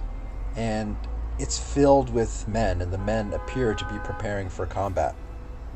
All right? And amongst the men, you can see members of the Tartec police force. You can see your father, okay? You can see your father, Mortimer LeFoe, and you can see a man next to him. A man next to him in fine armor. A man that you know to be Captain Stroker, former leader of the police force. Uh-huh. Yes. Facing them are a small contingent of men wrapped in black, carrying daggers and with tattoos on their legs and heavy cloaks masking their faces and their heads. These appear to be Nevan assassins. And then you remember that you read that newspaper article describing the scene of the crime years ago when the Nevan assassins tried to sneak into the castle to rob the treasury. This appears to be the contingent that did it. Okay? So I'm just going to put your token right here. Okay? That's you. Okay. But you're not really there. Okay? You're kind of just, let's see. It's almost as if you're unconscious. Yeah, you're kind of unconscious. You're an unconscious observer, and you can see what's going on around you, but you can't actually interact with anything. Okay. You can see your old man in the flesh, though, basking Yeah. in the glory of his of the finale of his great mission, standing there looking strong with his that old coat that you recently found on Beppo in Beppo's house. That old coat billowing behind him, very dramatic like. And him and Stroker appear to be confronting the Nevans. And you can hear your old man say, "This is the end, Sebastian Constantine. You won't get away from this." And you can hear Stroker, the friendly old man next to him, say, "Indeed, indeed, it's the very end." And then Stroker goes into a coughing fit because he's not doing so well in the health department. He's like, "God damn it."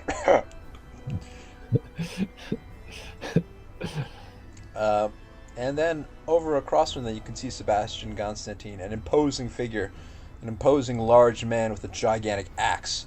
And he lets out a laugh, saying, "An old man and an incompetent amateur detective.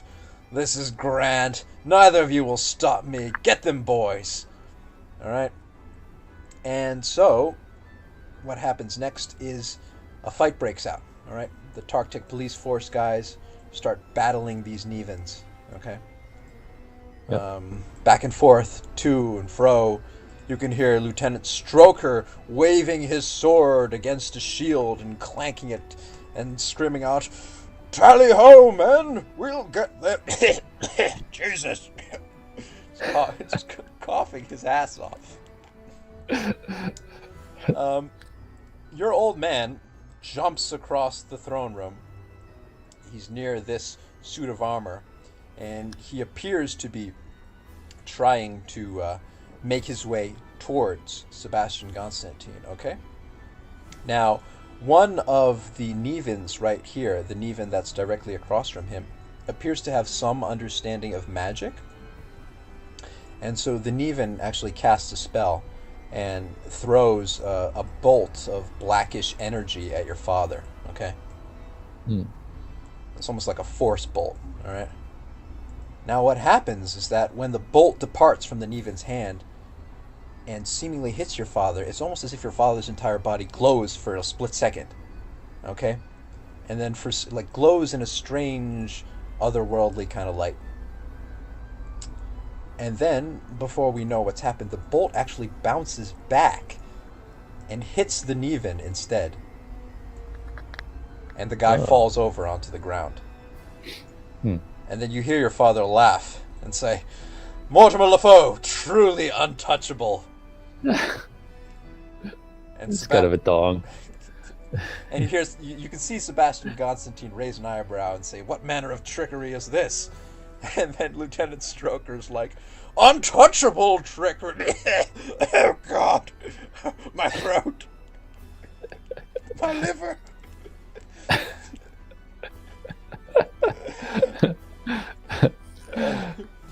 You find yourself wondering what you would be doing if you had actually been there that night. Probably laughing. Jesus. Bunch of old men yelling at each other. Sebastian Constantine curses under his breath and then makes a run for it. Okay, he speeds off down one of the castle corridors. All right, and then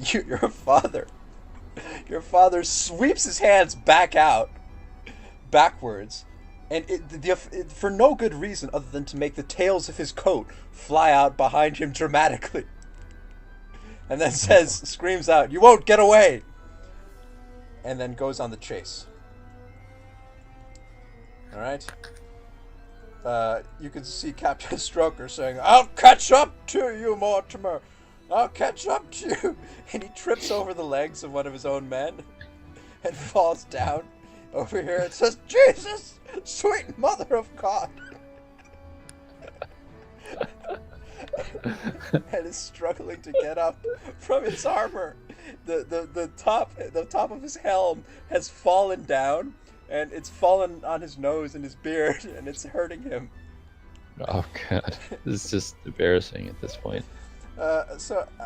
So within the confines of this strange hallucinogenic vision you're having, you can sort of like move in the direction of your father. Okay, it's almost as if like you're a spirit, like a fly on the wall, observing everything. And so you kind of move along with your father in this direction. All right. And so what happens is you can see your father running through the hallways of the castle. And if you remember, King Darian was out when this whole incident occurred. He was on some hunting trip, and he only heard about it after the fact. So the castle's mostly filled with Nevans battling the members of the Tartec police force that your father and Stroker helped organize. Okay? So you run through the castle following this apparition that is your father, and you see your father trying to search for Sebastian Constantine in various rooms. Okay? Trying to find out where the guy is, where he's hiding. And finally, you emerge into a room that's actually the offices of the wizards. All right? Yeah. If you remember, the newspaper article said something about Sebastian Constantine running into the wizard's office. It's something happening there. Okay? So, 1 second, let me move us to the right page. Yeah. All right. Here you are. So, you see... are you on the right page? You're in the wizard's office, right? Yeah. All right. So you see your father bust into the room where the wizards are, okay? And then it seems that Sebastian Constantine, in trying to search for a way out of the castle and out of his predicament where he's cornered, has run into the wizard's office and begun grabbing at the parchments on their desk, trying to find the right spell. And he appears to have located one particular scroll, and he appears to be in the middle of an incantation, a casting, and he's murmuring words under his breath, and then his body is appearing to shimmer, okay? His body is actually shimmering between this reality and another, and it almost looks as if he is about to turn invisible. Yeah. It almost looks as if he is about to turn invisible. But your father barged into the room, screaming out, "Mortimer LeFoe is here! No applause, but prepare for fisticuffs, Sebastian!" Sebastian turns as your father opens the door and screams out, "You idiot!" And then suddenly, the strange energy surrounding Sebastian Constantine turns black. Okay? It turns black and it begins to pulsate. And suddenly a stream of this energy shoots out at your father. Okay? And do you remember what you read about the shadow in the moonlight spell? Right. Yeah, so what does it do? Well, it makes anybody who interrupts the spell, in this case would be my father, a living shadow. Yes, exactly. So the stream of shadowy energy reaches out and tries to latch onto your father. But once again, it hits your father, who is glowing for a split second. All right? It hits your father and then bounces back. Bounces back and then straight at Sebastian Constantine. Okay? Sebastian Constantine screams as this strange negative wave of energy hits him. Alright? And then, for all intents and purposes, Sebastian Constantine's whole body turns a darker shade, almost as if his body is permanently shadowed, permanently cut away from the sun. Okay? And then Sebastian Constantine starts to back away from the lights of the candles that are on the wizard's desk. And then he screams, "It's too bright! It's too bright! I can't see! Damn it!" And then he bumps back against the chair, stumbles slightly. Your father looks a bit surprised, almost as if your father didn't entirely expect this to happen. And then suddenly, Sebastian Constantine screams out, "Don't look at me! Stay away from me! Stay back!" And then he rushes past your father, knocking him sideways. Your father knocks against the wall of books and papers here. And then Sebastian Constantine lets out another agonized scream, and then says, "It's too bloody bright! Too bright!" And then runs outside of the door. Oh boy. Getting a sense of what happened? Yeah. It's kind of what we thought. Yeah. Mortimer LeFoe is looking at himself, And the glow that kind of covers his whole body whenever that reversal spell is used shimmers for a second, a bit weaker. And you can actually see small hints of that dark negative energy surrounding your father's head for a little bit, and then they finally disappear. And then your father shakes himself and says, "Oh, well, I didn't expect that." And then says, "Wait, get back here!" And then he continues to give chase after Sebastian Constantine. Alright? Okay. You seem to be getting a sense of what happens on that fateful, unfortunate night. Alright, so your father continues chasing after Sebastian Constantine, and they continue to run through the castle. And Sebastian Constantine just is in a bad state. He's just screaming and crying out that it's just too bright and he can't see anything. He doesn't know what's going on. And whenever he nearly bumps into a Nevan or a member of the Tartec police force, he pushes them aside, yelling at them to get away from him, almost as if he's afraid of people now. Okay? So your father actually chases him up to the ramparts of the castle. Okay? The upper parts of the castle. You should be moving onto a new page now. Yeah, new page, yeah. Yeah, so you're on the upper ramparts of the castle, and let me just put you down here. Let's see. You would be, you're right here, like right behind your father, okay? So everybody, you guys are pretty high up right now. You're on the upper levels of the castle, and if you look beneath you, you can see Nevans fighting the Tartec guards below, okay? Going at it back and forth in the castle courtyards, tossing their weapons against each other. Meanwhile, Sebastian Constantine is running along this precarious ledge. It seems like he doesn't exactly know where he's going. He's just trying to get away from everyone. Okay? He runs up to this upper tower here and is standing on top of the tower. And it's night right now, and the stars are out twinkling, and the moon is shining its light on towards the blue river that surrounds Tartec Castle. And Sebastian Constantine stops on this upper part of the tower and begins gasping for breath. His whole form is continuing to shimmer, all right? To shimmer with this dark sort of shadowy energy. Your father continues running to try to catch up with him and says, "Wait! You won't get away!" All right? So he chases Sebastian up onto this tower, and Sebastian screams, "Get away from me, old man!" And the two of them scuffle back and forth. You can hear fists pushing against each other, and they appear to be struggling. You think that your father is trying to throw Sebastian Constantine down to the courtyard below, but they're balanced on top of this tower, and their balance is precarious. And then Sebastian is finally knocked backwards, okay? And he nearly falls from the tower, but is gripping the ledges by the edges of his fingers. Okay. And your father's standing above him. And then Sebastian manages to reach out and grab your father's foot and nearly brings your father down with him. But your father grabs, like, there's a huge spike sticking out from the tower, like a spire. He grabs the spire and is dangling. So it's these two men, like, almost about to slide from the tower, battling against each other. And your father's kicking out at Sebastian. And Sebastian is continuing to wail. And his form is getting more and more shadowy. And then finally your father delivers a blow to Sebastian's head. And then Sebastian screams out, "Curse you, LeFoe!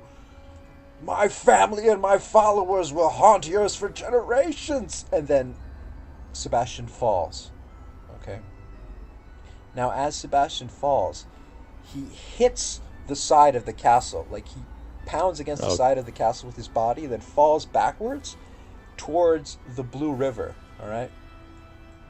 And as he falls towards the Blue River, he smacks on a series of rocks on the way down, like against his head and against his back. And then before plunging into the water. He plunges into the water, and the currents of the Blue River carry him away. Maybe he's going to survive that. Your father lets out a gasp, and then manages to pull himself up pull himself up onto the spire of the tower, and then is sitting there. And you can finally see your father, not a young man, an old man, sitting there low on energy. He's gasping and kind of clutching his heart. And the shadows of the battle are waging beneath them. A bunch of these Nevans have been subdued by the Tartec guards. All right. And your father is still sitting on the top of the tower, trying to figure out exactly what happened. And finally, you can hear somebody approaching through the door that led to the ramparts of the castle. It's good old Captain Stroker. Finally managed to catch up. Stroker bumps out into the ledge of the castle and is like, "Oh, Jesus! Oh, Jesus, Mortimer! Why'd you have to come up here? Where is he? I'll help you fight him off." And you hear Mortimer say, "It's too late, you old bastard! He's fallen. Fell from the ramparts into the river." And Stroker says, "Oh my God! Well, is he dead? Well, I'll have my men search the waters." Mortimer looks down into the blue river and says, "I think he very well might be. I doubt anyone could survive that." And so Stroker looks down at his men who have managed to corral the remaining Nevans together and have tied them up. And he says, "Well then, very good, Weaver. Problem solved. Well done, Mortimer, old buddy, old friend." He slaps your father on the back and then lets out a horrendous cough right in your father's face. Just dying like an old man will. All right? And so now you kind of know what happened on that fateful night. And you see that the remaining events of the night, pretty straightforward. Your father and Captain Stroker rounded up the remaining Nevans, were hailed heroes. Bodies were searched for in the Blue River, but nothing was actually found for some reason. All right? And finally, you see your father sauntering through town, okay? On his way back from the strange incident that had occurred, all right? You see your father sauntering back through town and finally returning to the LeFoe Detective Agency, okay? So your father opens the door of the LeFoe Detective Agency and then walks inside and then heaves a very, very long sigh. Let me just take us to the LeFoe page. All right. Okay, you should be seeing the LeFoe Detective Agency. Yeah. So there are two of you, okay? Oh. You see this? Right. Yeah, you see this. You see this marker, this unconscious marker. That represents the real you. Okay. This you over here represents the you at that time. Yes. So your father opens the door and is looking sweaty and a little disheveled. All right. The you at that time comes up to your old man. So what did the you at that time say?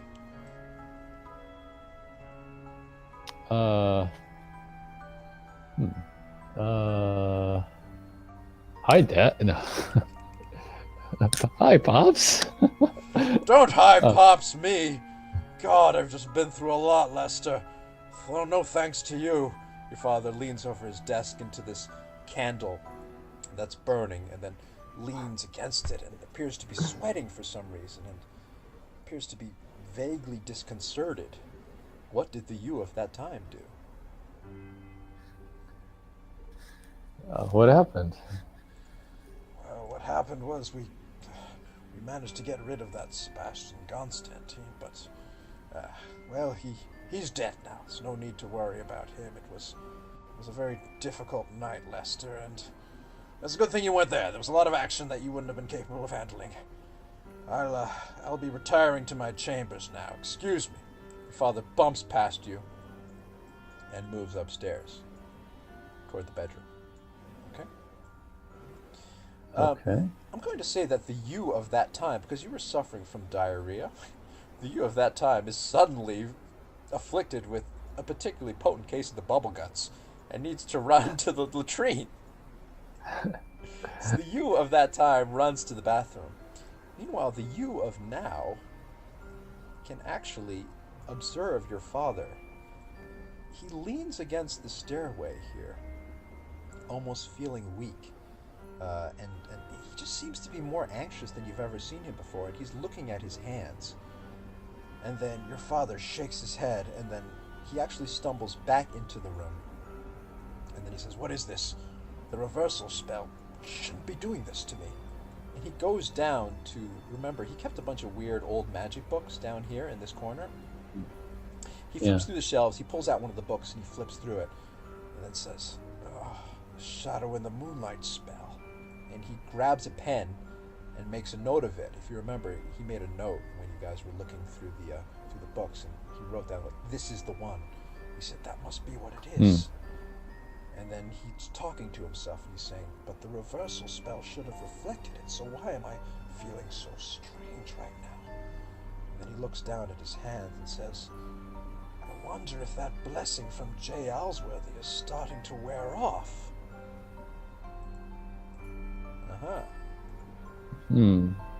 Interesting.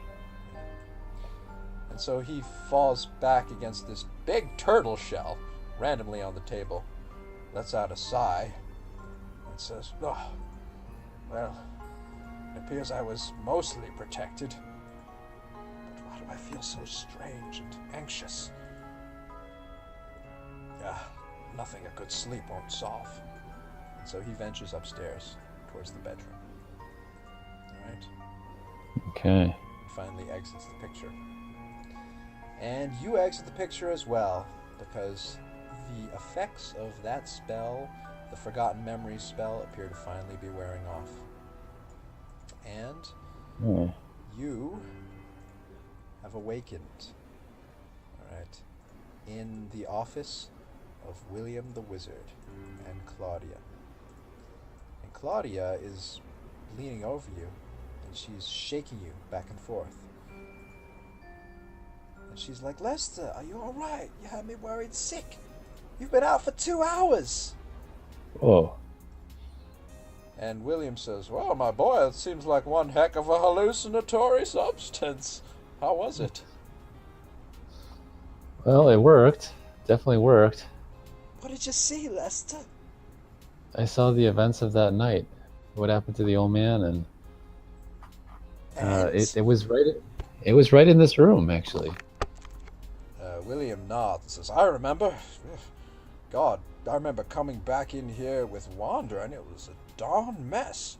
Papers all strewn aside, junk splattered all over the floor. Tell us what happened." So my father cornered Sebastian in this room. Sebastian had been going through everything, trying to find probably a way out, but he managed to find an invisibility spell. My father interrupted it, and the spell normally should have affected my father and caused a shadow in the moonlight kind of effect, but his reversal spell did its job mostly, I think, and seemed to affect mostly Sebastian. "And then?"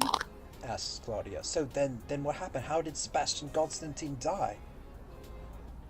Well, I don't know if he actually died, but they got onto the roof. Sebastian became very anxious and started to run, and they ran out onto the roof. Sebastian in the lead, and my father eventually got him, cornered him essentially, and he was about to fall off the roof and would take my father with him. My father was able to grab onto a part of the castle to keep from falling, but Sebastian was still kind of holding on, and they were struggling, and eventually Sebastian got knocked off and fell, hitting some of the rocks below on the way down, and fell into the Blue River, where he was carried off. "Ouch," Claudia says. Yes. Yeah, major headache there. "Well," says William, "that's a Sordid turn of events. Yeah, it'd be hard to imagine It's that. not the way your father told it. Oh, how did he tell it? He said there was a scuffle, and he said that him and Sebastian exchanged blades, very dramatic-like, on the castle ramparts, and it was a tremendous duel, and then your father won, and then knocked him off in a very honorable death sort of fashion. It wasn't exactly like. Sounded quite dramatic and kind of like the sort of thing you'd read in a book sold to, sewed in Lowtown. Yeah. Yeah, it wasn't quite that dramatic. There were no weapons. More like two old men chasing after each other and being out of breath and struggling and... Two geriatric farts fighting? Oh, that doesn't sound very cool at all. And I also saw what happened after my father came back to his study. Yeah? He was not well.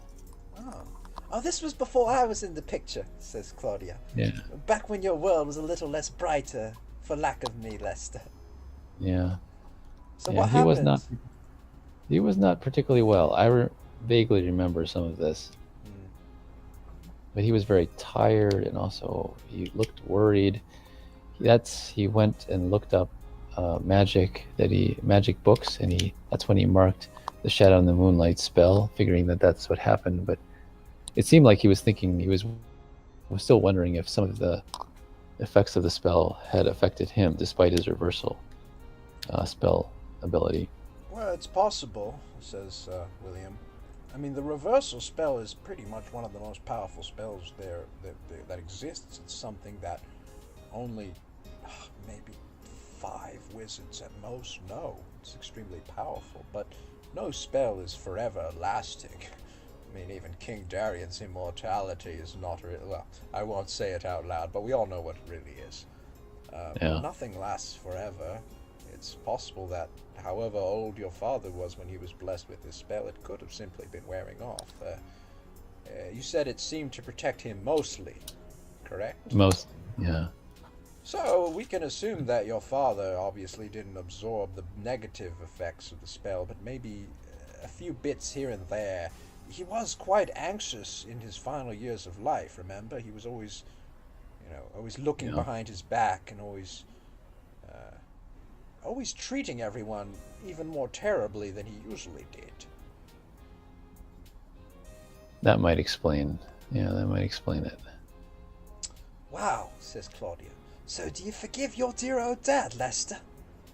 Not really. Oh, well, considering you buried two new corpses in his grave earlier today, I suppose you could say you're even now.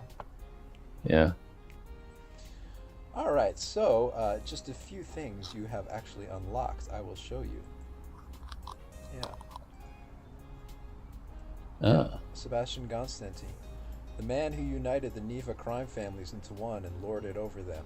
Sebastian was a ruthless criminal who viewed profit above all else and enjoyed sowing the seeds of chaos in Tartec, whether it was via the drug trade or selling weapons to the barbarians in the wildlands.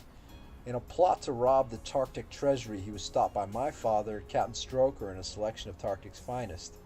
In his escape, he raided the wizards' offices and attempted to use one of their spells to make himself invisible, but my father interrupted him. Normally, if a person interrupts a caster who is performing invisibility for the first time, that person will suffer a severe side effect known as the Shadow in the Moonlight spell and turn into a living shadow. But since my father was blessed with a reversal spell, the effect backfired and hit Sebastian instead, and the crime lord of Neva transformed into a raving, dark-covered cloud of a man. He fled from my father, and after a brief scuffle on the castle ramparts, toppled to his death in the Blue River, but not after cursing my father and all of Tartec for eternity. Though my father was protected by his reversal spell, he apparently still absorbed some of the anxiety-inducing effects of the Shadow in the Moonlight spell and was never the same after that incident. And one more. You've also unlocked Captain Stroker! Oh, nice. The former leader of the Tartec police force before Captain Smalldong ascended to the scene. Stroker was a good man with a keen sense of humor, the exact opposite of my father, and it's a wonder that they managed to get along or collaborate on cases. He was the only person to speak with my father immediately after the incident with Sebastian Constantine. I wish he were still alive today to impart his wisdom upon me. Unfortunately, old Stroker wasn't doing so well back at the time when this happened, so he passed shortly afterwards. Yeah. Of the consumption, perhaps. Most likely. Oh, and finally, earlier, I forgot to show this to you. I should have shown this one to you earlier, but you unlocked this when you had your dream. Your mother, Oh, yeah. Mom. yeah. My mother and the one person who seemed to be able to coax a different, more caring side out from my father, though he still forgot her birthday on a regular basis. She was a kind woman who instilled upon me a love of research, books, and learning, and I dare say that she was the glue that kept our family connected. When she died, I was still a boy, and my father threw himself into his work as a means of escape, much to the detriment of his only son. All right. So I'm going to say you took down a few notes of some of the things you observed and heard. All right? Okay. And that is that. And now it's actually evening time. It's actually close to the time of that party in Hightown. Oh, yeah. We gotta get our disguises ready and everything like that. All right, Lester. So where should we go to get prepared? Back Well, let's at do the it here. LeFoe Detective Agency or here? Why don't we do it here in the castle? All right. So who did we say we're gonna be again? Well, we're dressing as two women. All right. And, yeah. I think I don't remember who you're gonna. I think our idea was I could be Lady Claude, an that's aspiring right, yeah. aspiring poet. That's what I'm gonna be. And you can be Nan Leslie, my hard of hearing Nan, who got some problems, perhaps with the diabetes. Yeah. All right, so I guess we can get prepared. Yeah. So so you're gonna use the junk that you got from Beppo, right? Right. All right. So you've got a frumpy old dress. All right. You got a frumpy old dress and a bunch of jewels. You want to put those on? Yeah, let's do it. I think there's like earrings and things like that. Yeah. All right. A frumpy old dress and some jewels, and I'm going to say that this little dot marks the fact that you're now wearing this kind of potato bag looking old dress. And then Claudia happens to have a disguise kit in her possession. It's one of her starting things. And the disguise kit's actually more like a makeup kit. And then she says, "All right, Lester, I always wanted to put makeup on you." Right, so she puts lipstick on you and then starts to put some old lady eyebrows on you and says, "Stay still, Lester. I need to make your eyebrows look like they were in fashion 17 years ago." And then she puts powder on your face and transforms you into what William says, "Good God, you look like a monstrosity, Lester." William leans back in the chair, pulls out his pipe, and just shakes his head in wonder as Claudia dolls you up. All right, and I'll just draw a picture. This is kind of what you look like at the moment. This is, let's say, this is you. She puts a wig on you because she's got a wig in the disguise kit.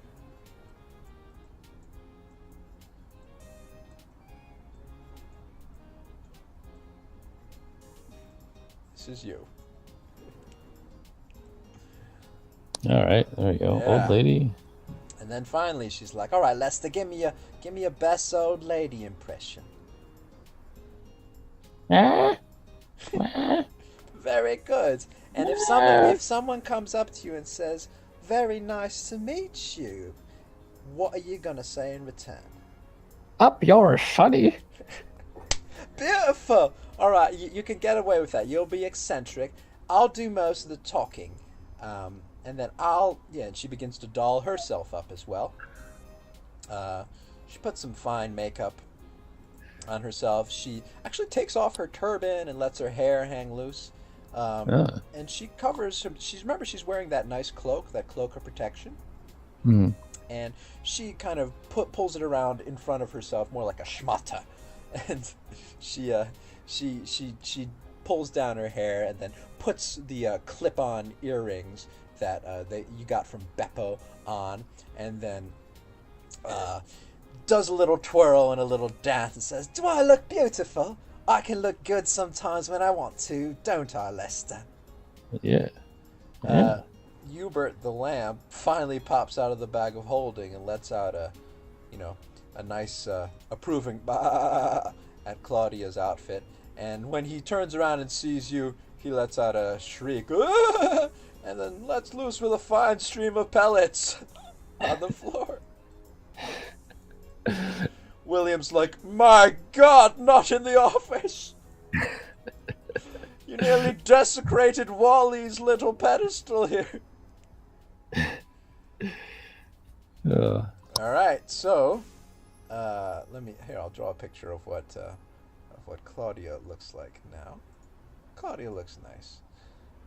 You look like a demon, a demonic old lady. Claudia got her hair down.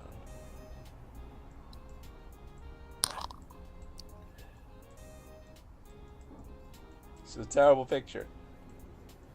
That's good. Yeah. That's right. You and Claudia ready to take on the forces of Hightown. Alright? Well, Lester, you ready to go infiltrate some bourgeoisie buttholes? So to speak. Let's do it. Beautiful. Alright, and that's where we're going to end for today. Alright. Yep. So you guys are all set. And next time we will see what happens at the party. You guys still need to procure an invitation to present at the front. But you can probably steal one from the queue once you get there and have Claudia forge it really quick. Yeah.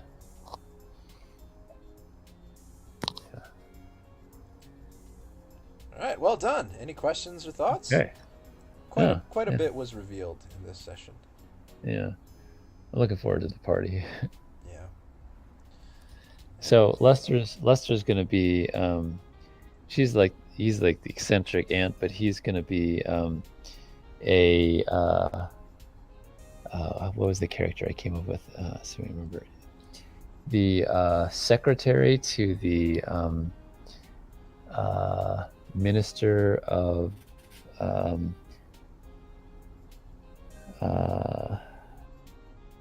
internal affairs in Aquaria. Oh, that's awesome. Oh, good. You came up with a little thing. Good. Tell me. Yeah. Tell me so we can get Yeah. And she's gonna be like, so every time anybody asks like what she did, she's gonna go on like about like random bureaucratic forms and stuff like that. Oh, that's perfect. He's like, that's perfect. Yeah. Okay. Yeah, and then back in the day, I used to do this with the GX2 forms, and I would sometimes, if I would get rowdy, I'd mix them up with the GX4s, and then we take the 3s, and then that kind of stuff. Just that's good. That's good. And just ramble on until people get bored. Perfect. And Claudia should probably be. She can be masquerading as a daughter of some Hightown noble family. She can deal with that.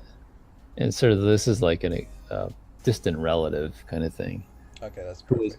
Who ended up in this little outpost in Aquaria. Perfect. Settled down there. Yeah. So because you're going to be an eccentric old lady, you'll have a lot of leeway during the party. You can observe a lot. Probably people will consider you to be harmless.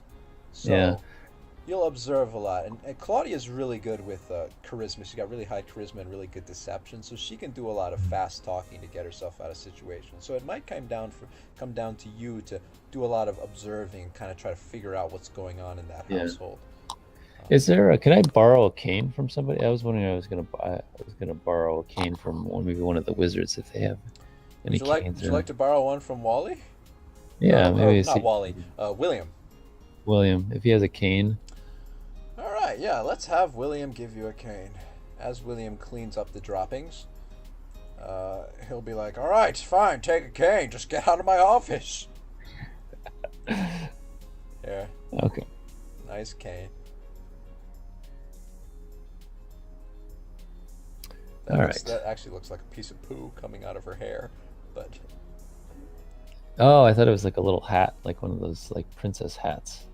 Oh, Oh, kind of. Well, that's yeah. supposed to be the cane. But Oh, anyways, yeah. okay. All right, yeah, Yeah. you've got a cane. Yeah, all right. So these will be your disguises. Remember, your what's her name? Nan, Leslie, and Claudia, Lady Claude. Yeah. All right. And next time you'll be mixing with the nobility. So Hmm. good luck with that. I'm gonna write. Let's see. Can I write that down? Yeah, sure. Let's see. Where's my thing here?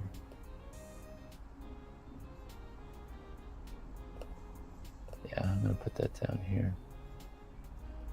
Character sheets, bio.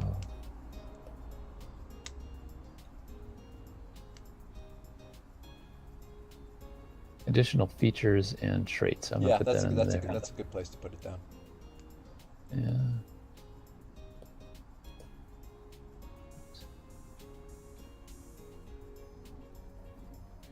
Creating as Lady, or is it Lady Claude, right?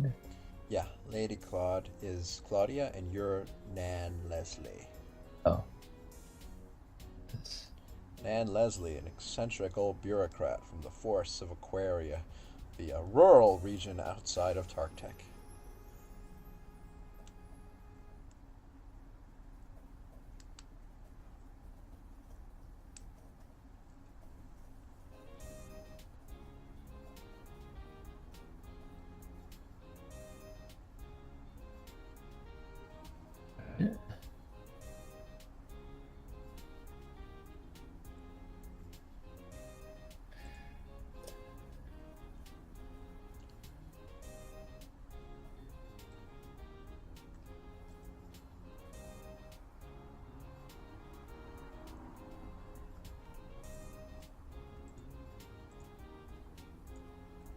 Okay. All right, sounds good. All right, to be continued next time on the All case right. of the almost assassination. Dun, dun, dun.